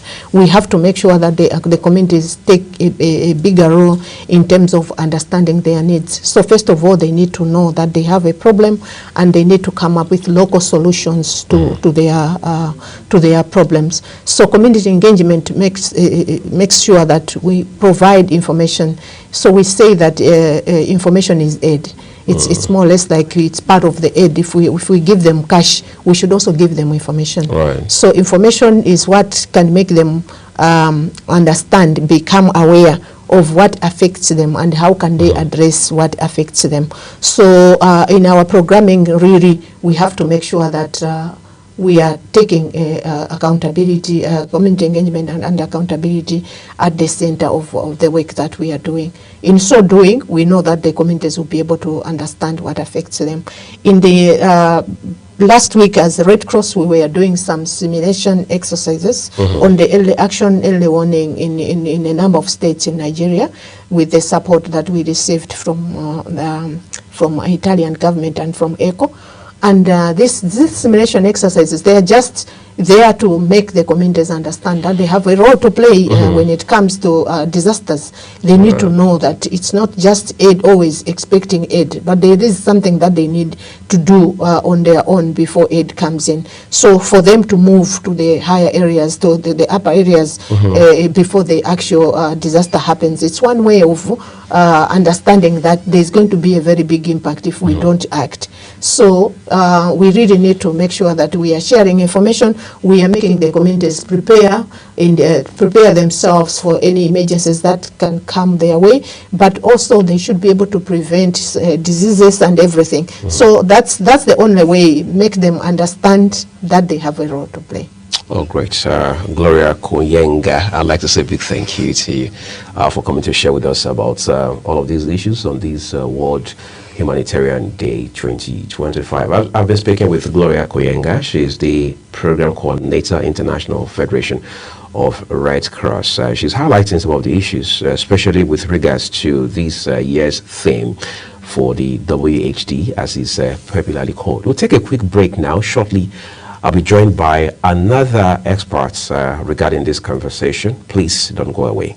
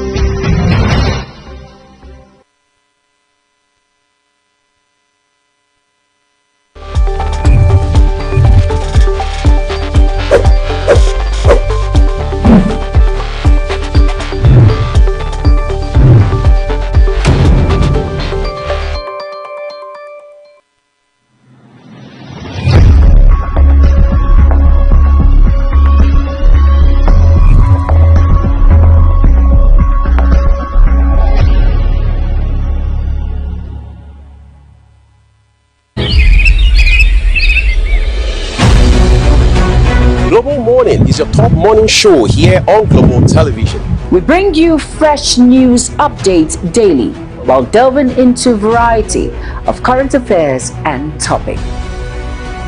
And at the same time, keeping you well informed about important events, both national and internationals. Global Morning serves as a valuable source of information, helping viewers like you start your day well informed. Stay connected from Monday through Sunday to a wide range of latest news making rounds on Global Morning. We're on the road to protest. And the president meets all of our demands.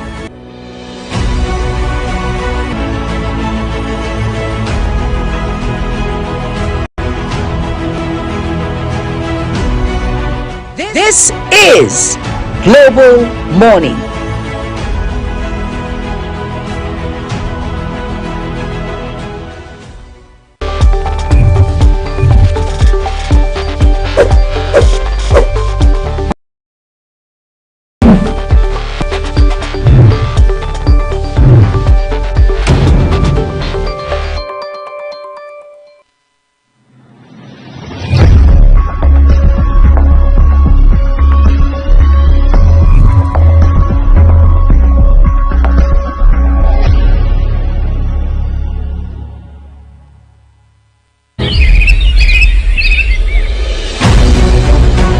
Global Morning is your top morning show here on Global Television. We bring you fresh news updates daily while delving into a variety of current affairs and topics.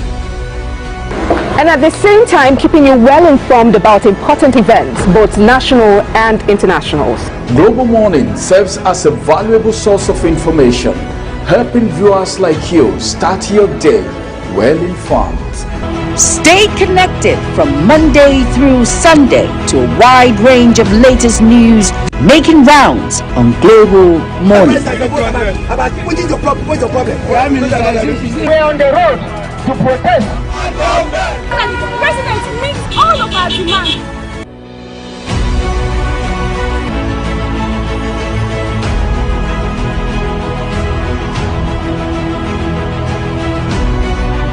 This is Global Morning.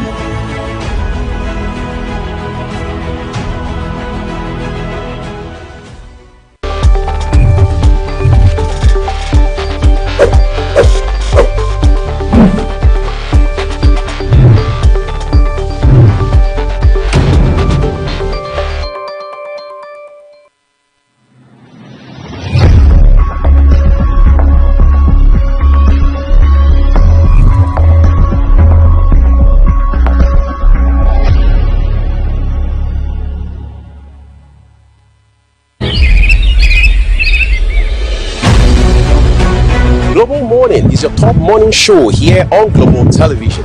We bring you fresh news updates daily while delving into a variety of current affairs and topics.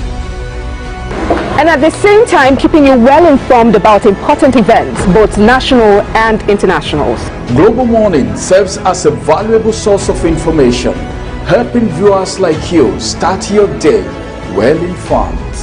Stay connected from Monday through Sunday to a wide range of latest news making rounds on Global Morning. We're on the road to protest. And the president meets all of our demands.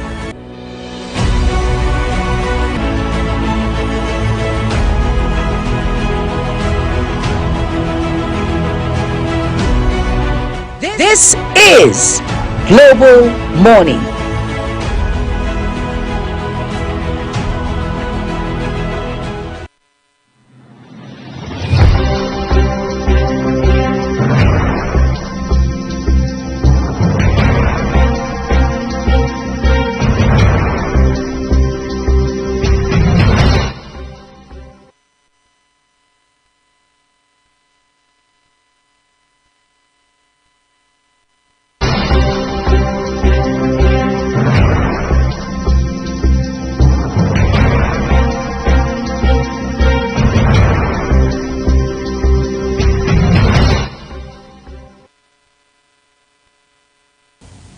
All right, so this is the second part of this conversation this morning. We want to localize it a bit so we can be able to put in front of you some of the issues that are peculiar to Nigerians and indeed this country. I'm joined by Kene Anani Nabugu. She's Senior Officer Communications and Advocacy at the Nigerian Red Cross Society. Can I thank you so very much for your time?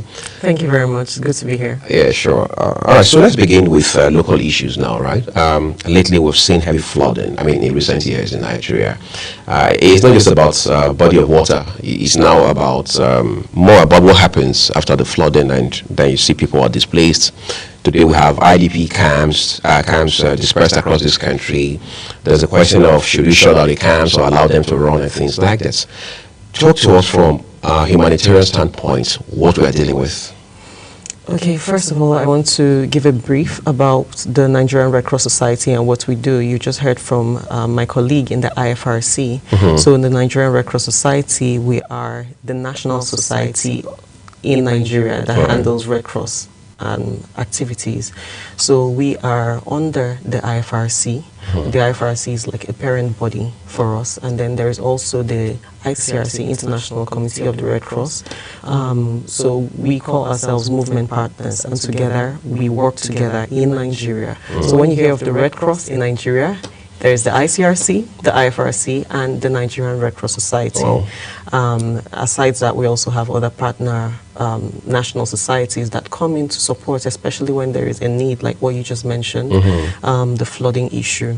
So on the flooding, let me talk about what recently happened in Mokwa. That's the one in Niger State. Yes, in Mokwa, Niger State. So that one, it's something that shook everybody. It came as a surprise. Nobody really expected it to happen, and that's how disasters are. Nobody really expects disasters to happen. So at the end of the day, what happens after the disaster? A lot of people have lost their lives. A lot of people have lost their livelihoods. People are confused. People are devastated.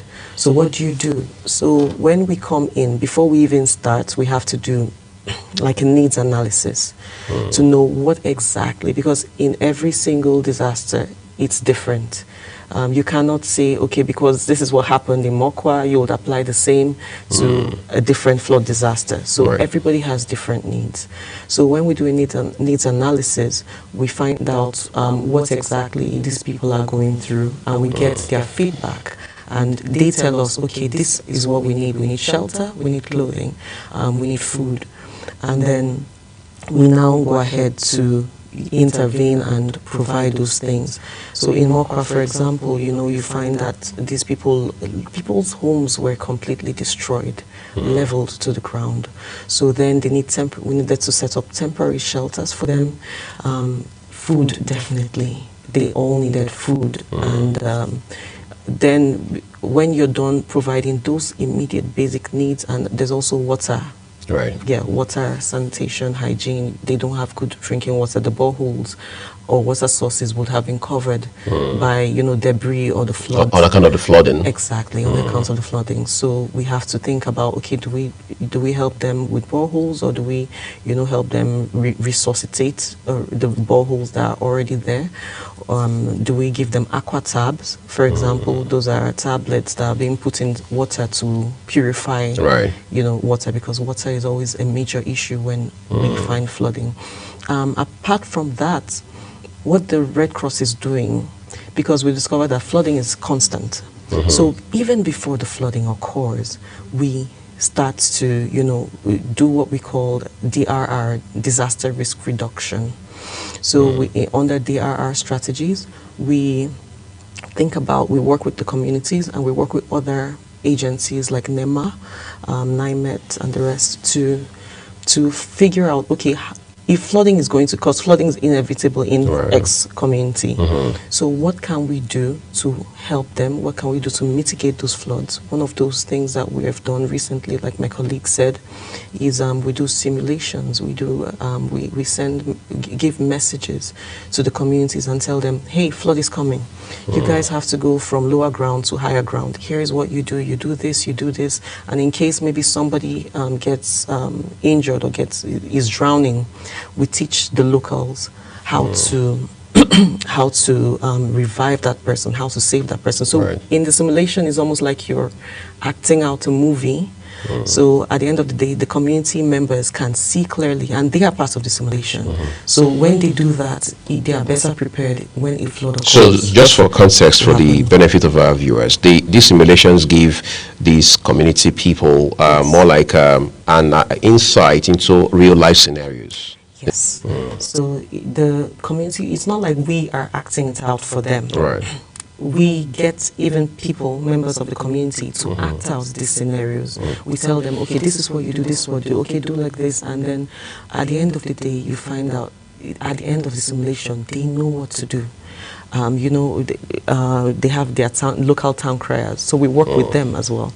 So we say, okay, the king tells the town crier, go and tell everybody that flood is coming, and then town crier announces, and then people now start, you know, moving their things. So we tell them exactly what they do when, if there's an event of a flood, so that even before Red Cross could come in, or NEMA or any other agencies can come in, they already are prepared, and that would greatly help to save a lot of lives at the end of the day. Quite interesting. Recently, the conversation seems to have a bit of a new strand to it. There are people who say every now and then there's advisory about flooding coming, move people upland and blah, blah, blah, what have you. But then there's so much more we should be doing in this regard. But I want to use that as an opportunity to talk about partnerships. Most times when there's flooding, everybody turns to the state government, because flooding happens in cities and in states, of course, narrows down to communities. But then everybody wants to look at what's the governor going to do, what's the state government going to do. To what extent, if any, does the Red Cross, for example, partner with state governments across the country in light of flooding and other natural disasters? Yes, thank you. So the Red Cross was established by an act of parliament. The Red Cross has existed even before our independence. However, during independence, there was an official act of parliament that established the Nigerian Red Cross Society, stating that it's an auxiliary to the government. So that is our role. We come in to support the government in whatever they are doing in the humanitarian issues, specifically. At totally non-political. Totally non-political. At the same time, we maintain our neutrality, our independence. So we work together with government agencies a lot. We work with NEMA, we work with NIMET, we work with NIMASA.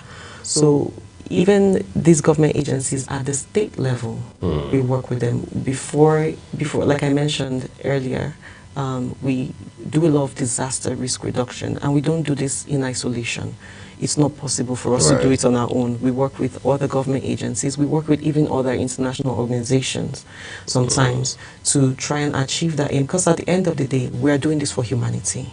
Humanity comes first. It's not about, okay, this is Red Cross, this is this. At the end of the day, we look for ways that we can collaborate, and we're still looking for more ways that we can foster more collaborations to ensure that aid gets to people in need when they need it. Let's talk about the timeliness, or if you like, the relevance of this year's theme about global partnership, strengthening solidarity, global partnership, local communities and all that, vis-a-vis the realities that we have in Nigeria in terms of humanitarian crisis. How do they correlate the theme for this year's commemoration of the World Humanitarian Day and the realities we're dealing with in Nigeria regarding humanitarian crisis? So first of all, it talks about solidarity. Solidarity is very important when it comes to the humanitarian world.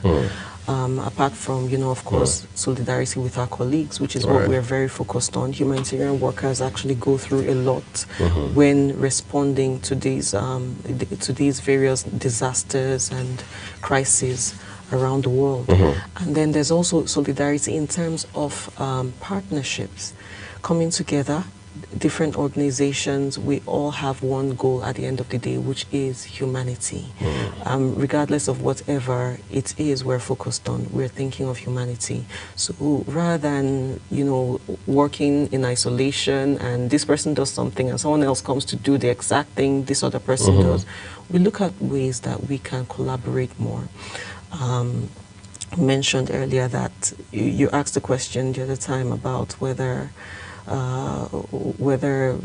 what we're doing, whether the efforts on ground are enough. I don't think so. It's not enough. So we're still scratching the surface. We're still scratching the surface. That's because you never know when a disaster happens. Let's say you're working on something, you think that the community is fine, and then all of a sudden a disaster occurs. And it's almost like you're starting over again. So it's important that the government, private individuals, private companies come together to ensure that they can always be there to respond to humanitarian problems when they occur. And then the theme also talks about the local action, the local reach. What we do at the Nigerian Red Cross Society, we do a lot of community engagement and accountability. We are accountable to the vulnerable populations. So we work together with the communities. We don't look at communities that we are going to serve the communities. No, the communities are actors. We call them local actors. They are part and parcel of whatever it is we're doing, because more than anybody else, they want that humanitarian intervention.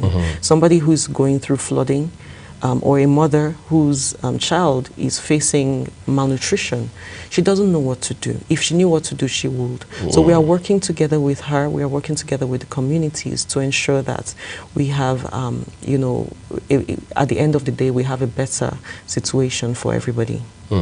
Quite a brilliant way to put it. I'd like to say a big thank you to you, Kene Anani Owam Nambugu, Senior Officer, Communications and Advocacy at the Nigerian Red Cross Society, for coming to help us shed light on this very important issue today. Well, it may be a one-day commemoration, but it's an everyday conversation, right? Which means we must continue to push this until we have a better world in terms of humanitarian issues. Again, we're grateful for your expertise. Thank you very much for this conversation. All right, we'll take a quick break at this point, everyone. When we return, there's more to come, especially as it has to do with agriculture. Please do stay with us.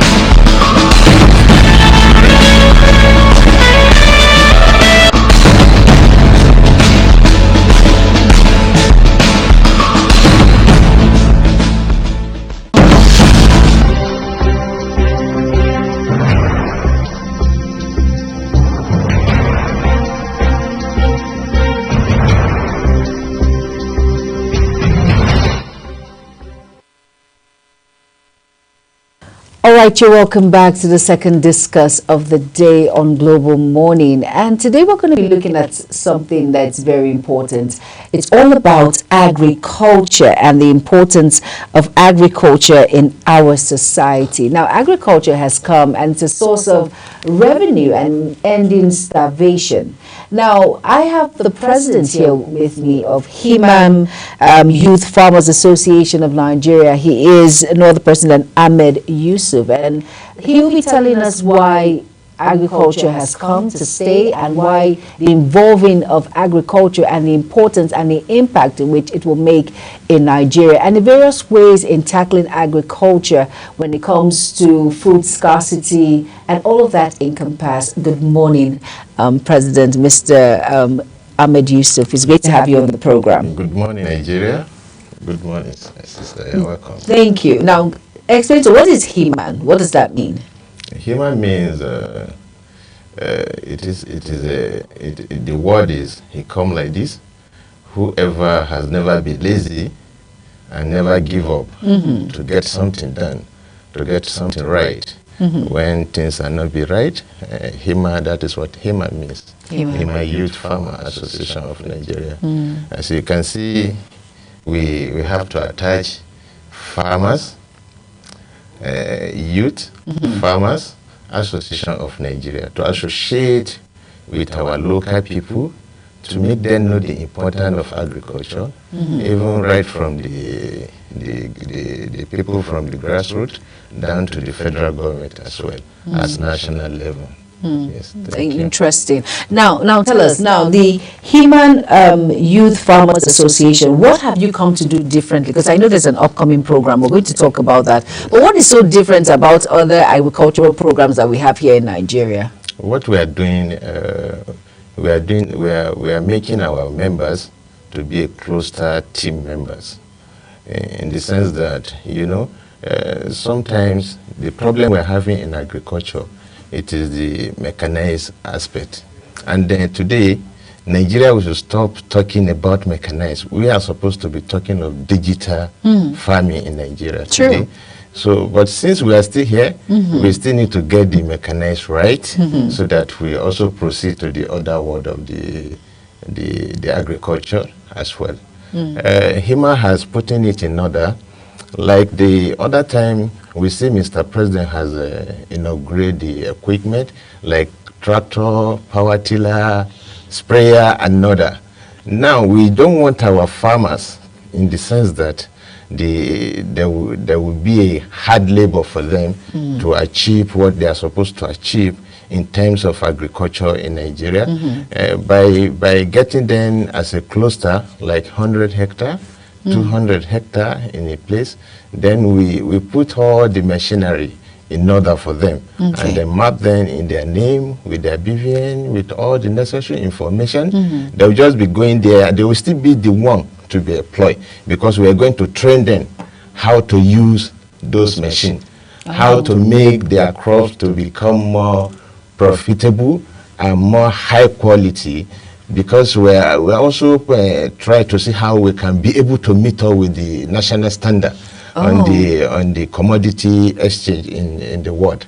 So Nigeria, we are still at the backward. So we as a youth, we have come up to see how we can be able to drive this sector to make it what people in the world, in all over the world, the global, they are looking for. Not just what we will use within our state, within our country alone. We can also export, not just for us to always be import and import. And those are the things that we are putting in order, and we have done a lot of research. We have a lot of our consultants, which they are working on the field.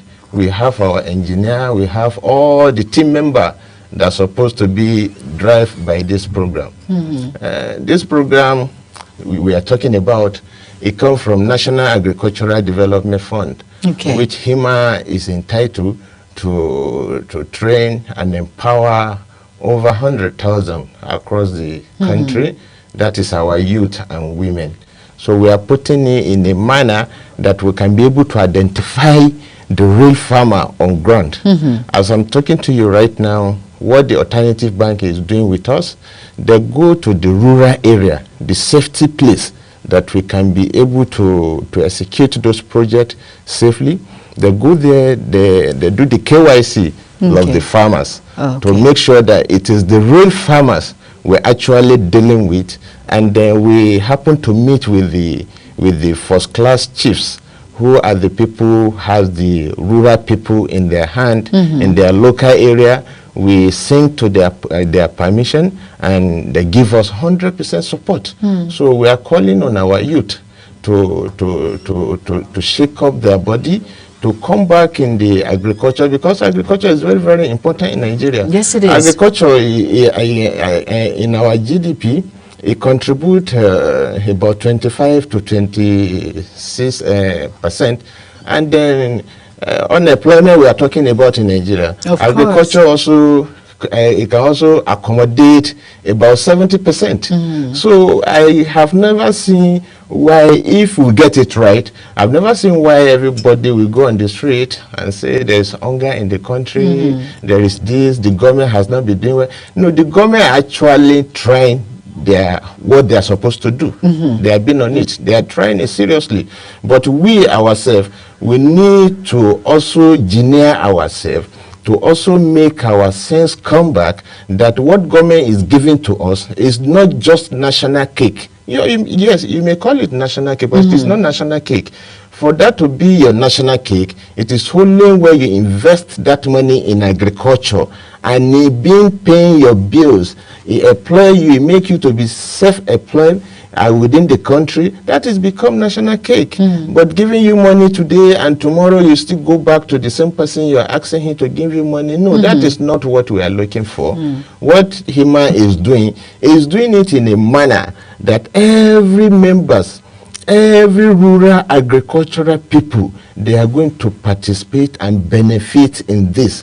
We are also calling on them, please, Nigeria youth, it is our time. We cannot be asking our father, our grandfather now to come and feed us. They've done their best for the past. It is now for us now to do our own, that we change the nation, that we make the nation come back to what we are looking for, to our promised land. Thank you. All right. Of course, Ahmed Yusuf, I want to ask a question. Some people, I know for sure, I like the fact that you mentioned that digitalization, we've not gotten to that part yet, but we're making effort in thriving, striving to get there. Talking about the youth and the women, I know because the youths, they are vibrant, the women are also ready to work, put in the work. Women, when we put our minds in something, we achieve a lot. So why that target with youths and women?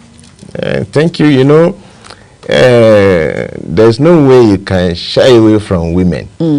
True. Women, right when the man was conceived, it is the woman that is taking care of the man.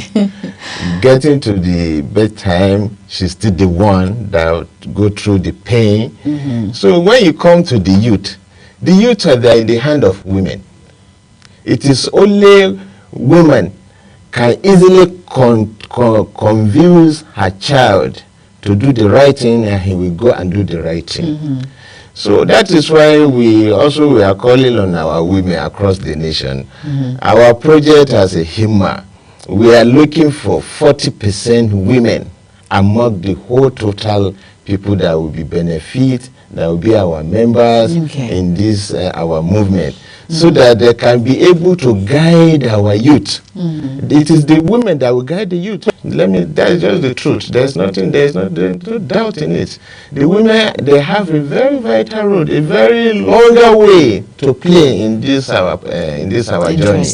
And as you can see, if you look at so many of our key people in our movement, even when we go on field, when we go for the farming mapping, we go for the inspection of some of our farmers in the rural area, you will see the women that you think that they are within the city here in the office. No, they are all together with us on the field. Really? As you can see, you can even see me, I'm there.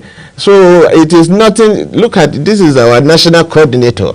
Wow. She's national coordinator. If at all it's like before, the way we do know our people, you will find the national coordinator here. From here to the city town in Bida Emirate is almost 50 kilometers. Really? And she's there with us. Exactly, in the field. Yes, we've spent over 3 weeks doing this job here together with her, and she never get tired. She always, and so we are also select the people that we know that they have the zeal. They are ready to work.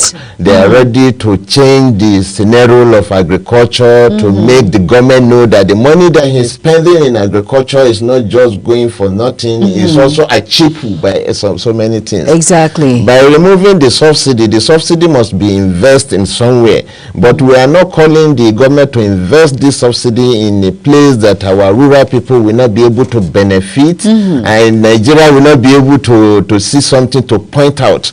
So we appreciate that, and the government has been carrying the youth along. They are advising us a lot. They are telling us what to do, what is the right thing to do. Thank you. I like the fact that you mentioned something. You said it's not all the time you give. You should be able to teach individuals how to work for it. It's just like there's a quote that says, you do not give fish all the time, you teach the person how to fish. And that's what you're trying to do with the youths, to empower the youths. The importance of agriculture, how it has come to stay in Nigeria. Now, some will tell you, Mr. Ahmed Yusuf, look at security threats here and there. How do you expect us to go into the farmlands? For as much as we're passionate and we know that agriculture is part of our revenue in developing Nigeria, but how do you expect us to go into places where there are security threats? How do you intend to nip all of that and ensure that there's a successful agricultural growth when it comes to this particular workforce in which you're bringing on board? Thank you very much. We were youth, and then since 1999, we have been seeing what is happening within the corridor of the power rotating within the country. This is just matter of security you just brought out. It is one of the key aspects that make Hima youth to team themselves and stand and still that something must be done in this country. Fast. You see, some of our youth that you see out there doing all kind of a thing, crime, kidnapping, Boko Haram, and other. It is not just because it is nothing. Just because I just said they go out there to go on rally, saying that hungry. They are saying the truth.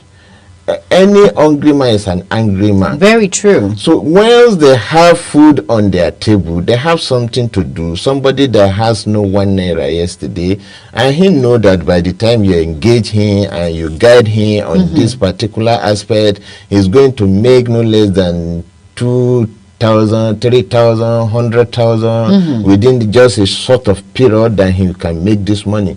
You will not go and tell the same person that you want him to go and kidnap or to do all kind of crime, 20,000 or with 30,000, and you go there and do it.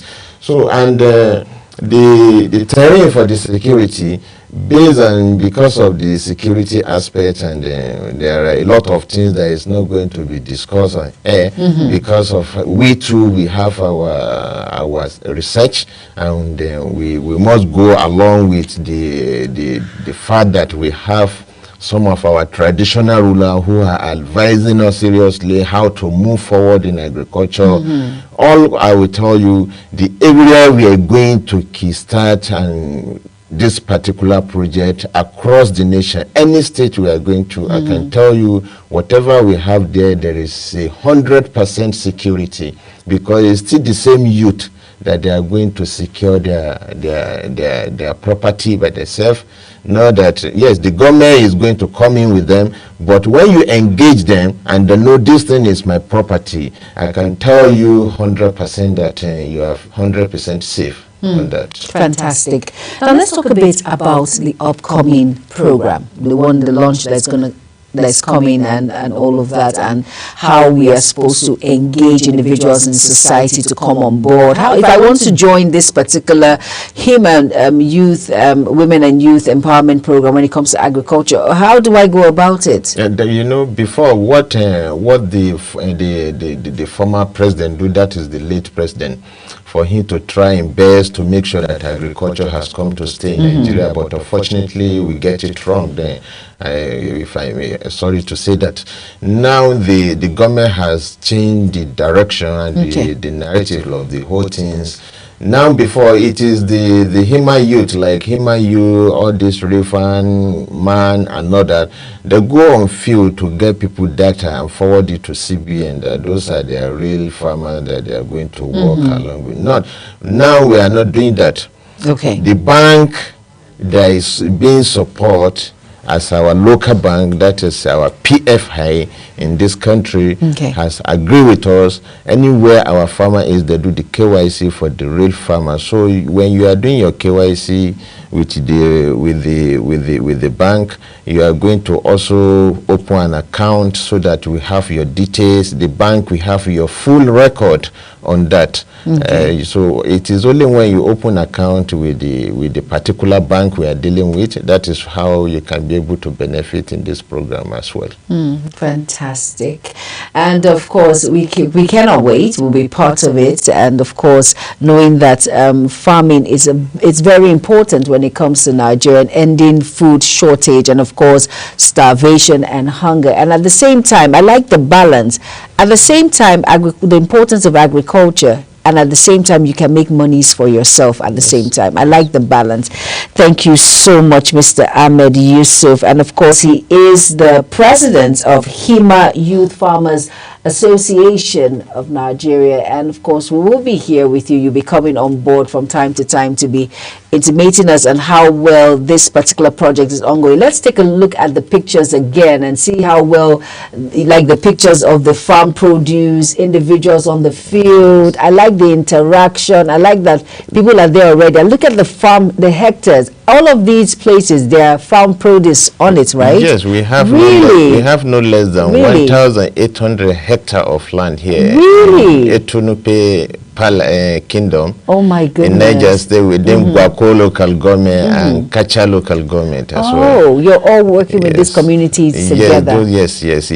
Fantastic, fantastic. As you can see, that water pump here seen there, we take it from Niger State government, because when the rain stop around June, July, we just have to support our farmer with how they can be able to water their crops. Fantastic. That is why we are here to also rearrange some of the things and see what they are doing. Fantastic. And the one there you are seeing with the I see cap, you. Yes. I see. I like the fact that you've even prepared ahead so that when the rains are gone, there's always a means to get water across the farm produce, so it will not suffer. Exactly. I like that fact. I like the fact. Thank you so much, Ahmed Yusuf. Of course, he is the national president of Himam Youth Farmers Association of Nigeria. Thank you so much for being a part of the program. And of course, we will be inviting you from time to time to tell us the process and of course the program when it kickstarts, and then how people can be a part of it and to engage the youth and of course the women.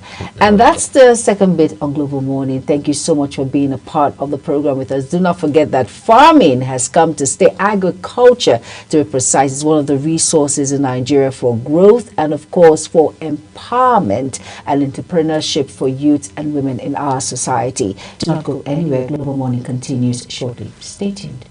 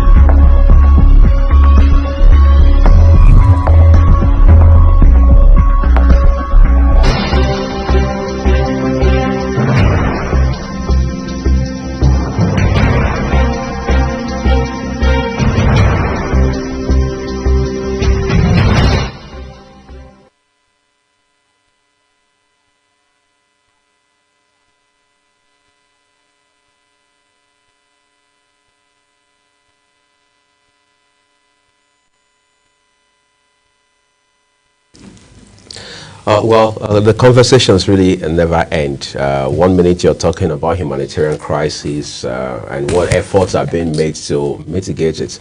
And then the next you're talking about agriculture, which is food. And all of these issues are all about human beings. It's all about human beings, talking about food.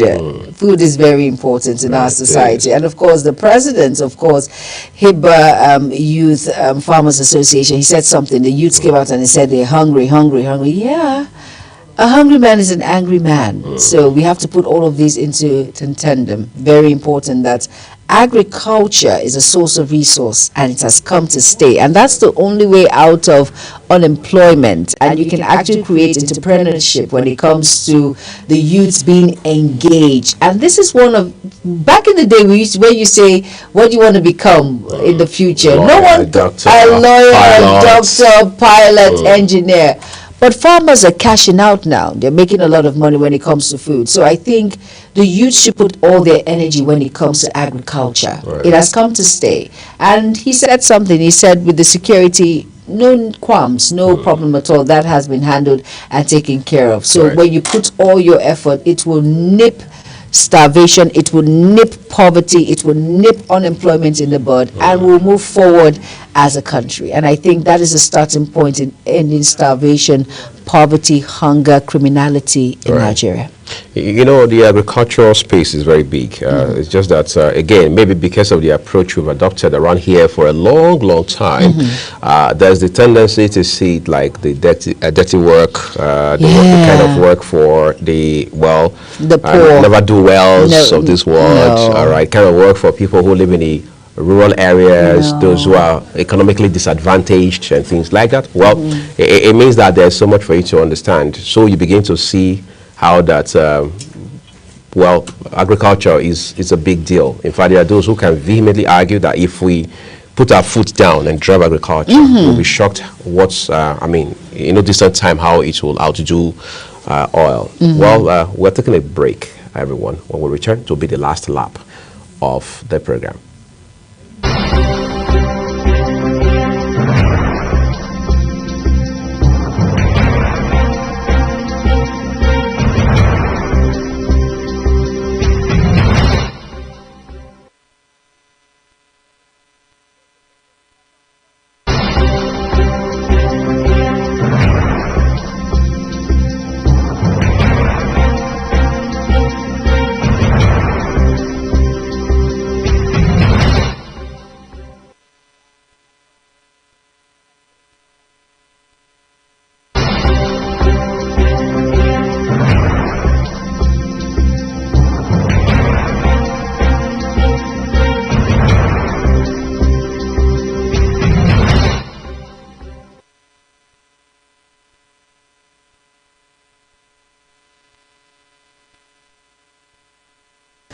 All right, so agriculture is the way to go.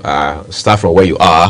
It doesn't have to be perfect a situation before you get started. And again, World Humanitarian Day, we must continue to drive everything that supports humanity in every sense of the word. And let us not forget empathy, sympathy. Just give your all. And for some that have the zeal to go all out and make that difference, please do not hold back. Go out. It will save life, not just a life. It saves lives, and it could also save an entire household. And at about this point, we're wrapping it up on Global Morning. Hope you had an amazing time with us. Hope you were well informed from the news to the newspaper review, social buzz, first and second and third discuss of the day. Hope you've learned a lot and picked something vital that will help and appreciate your life. And like I said, at this point, we are wrapping it up on the program. Join us same time tomorrow. I am Jumai Manzin and my amazing, fantastical co-host. I'm Uyag Mofwegwe. Send a big thank you to you for watching.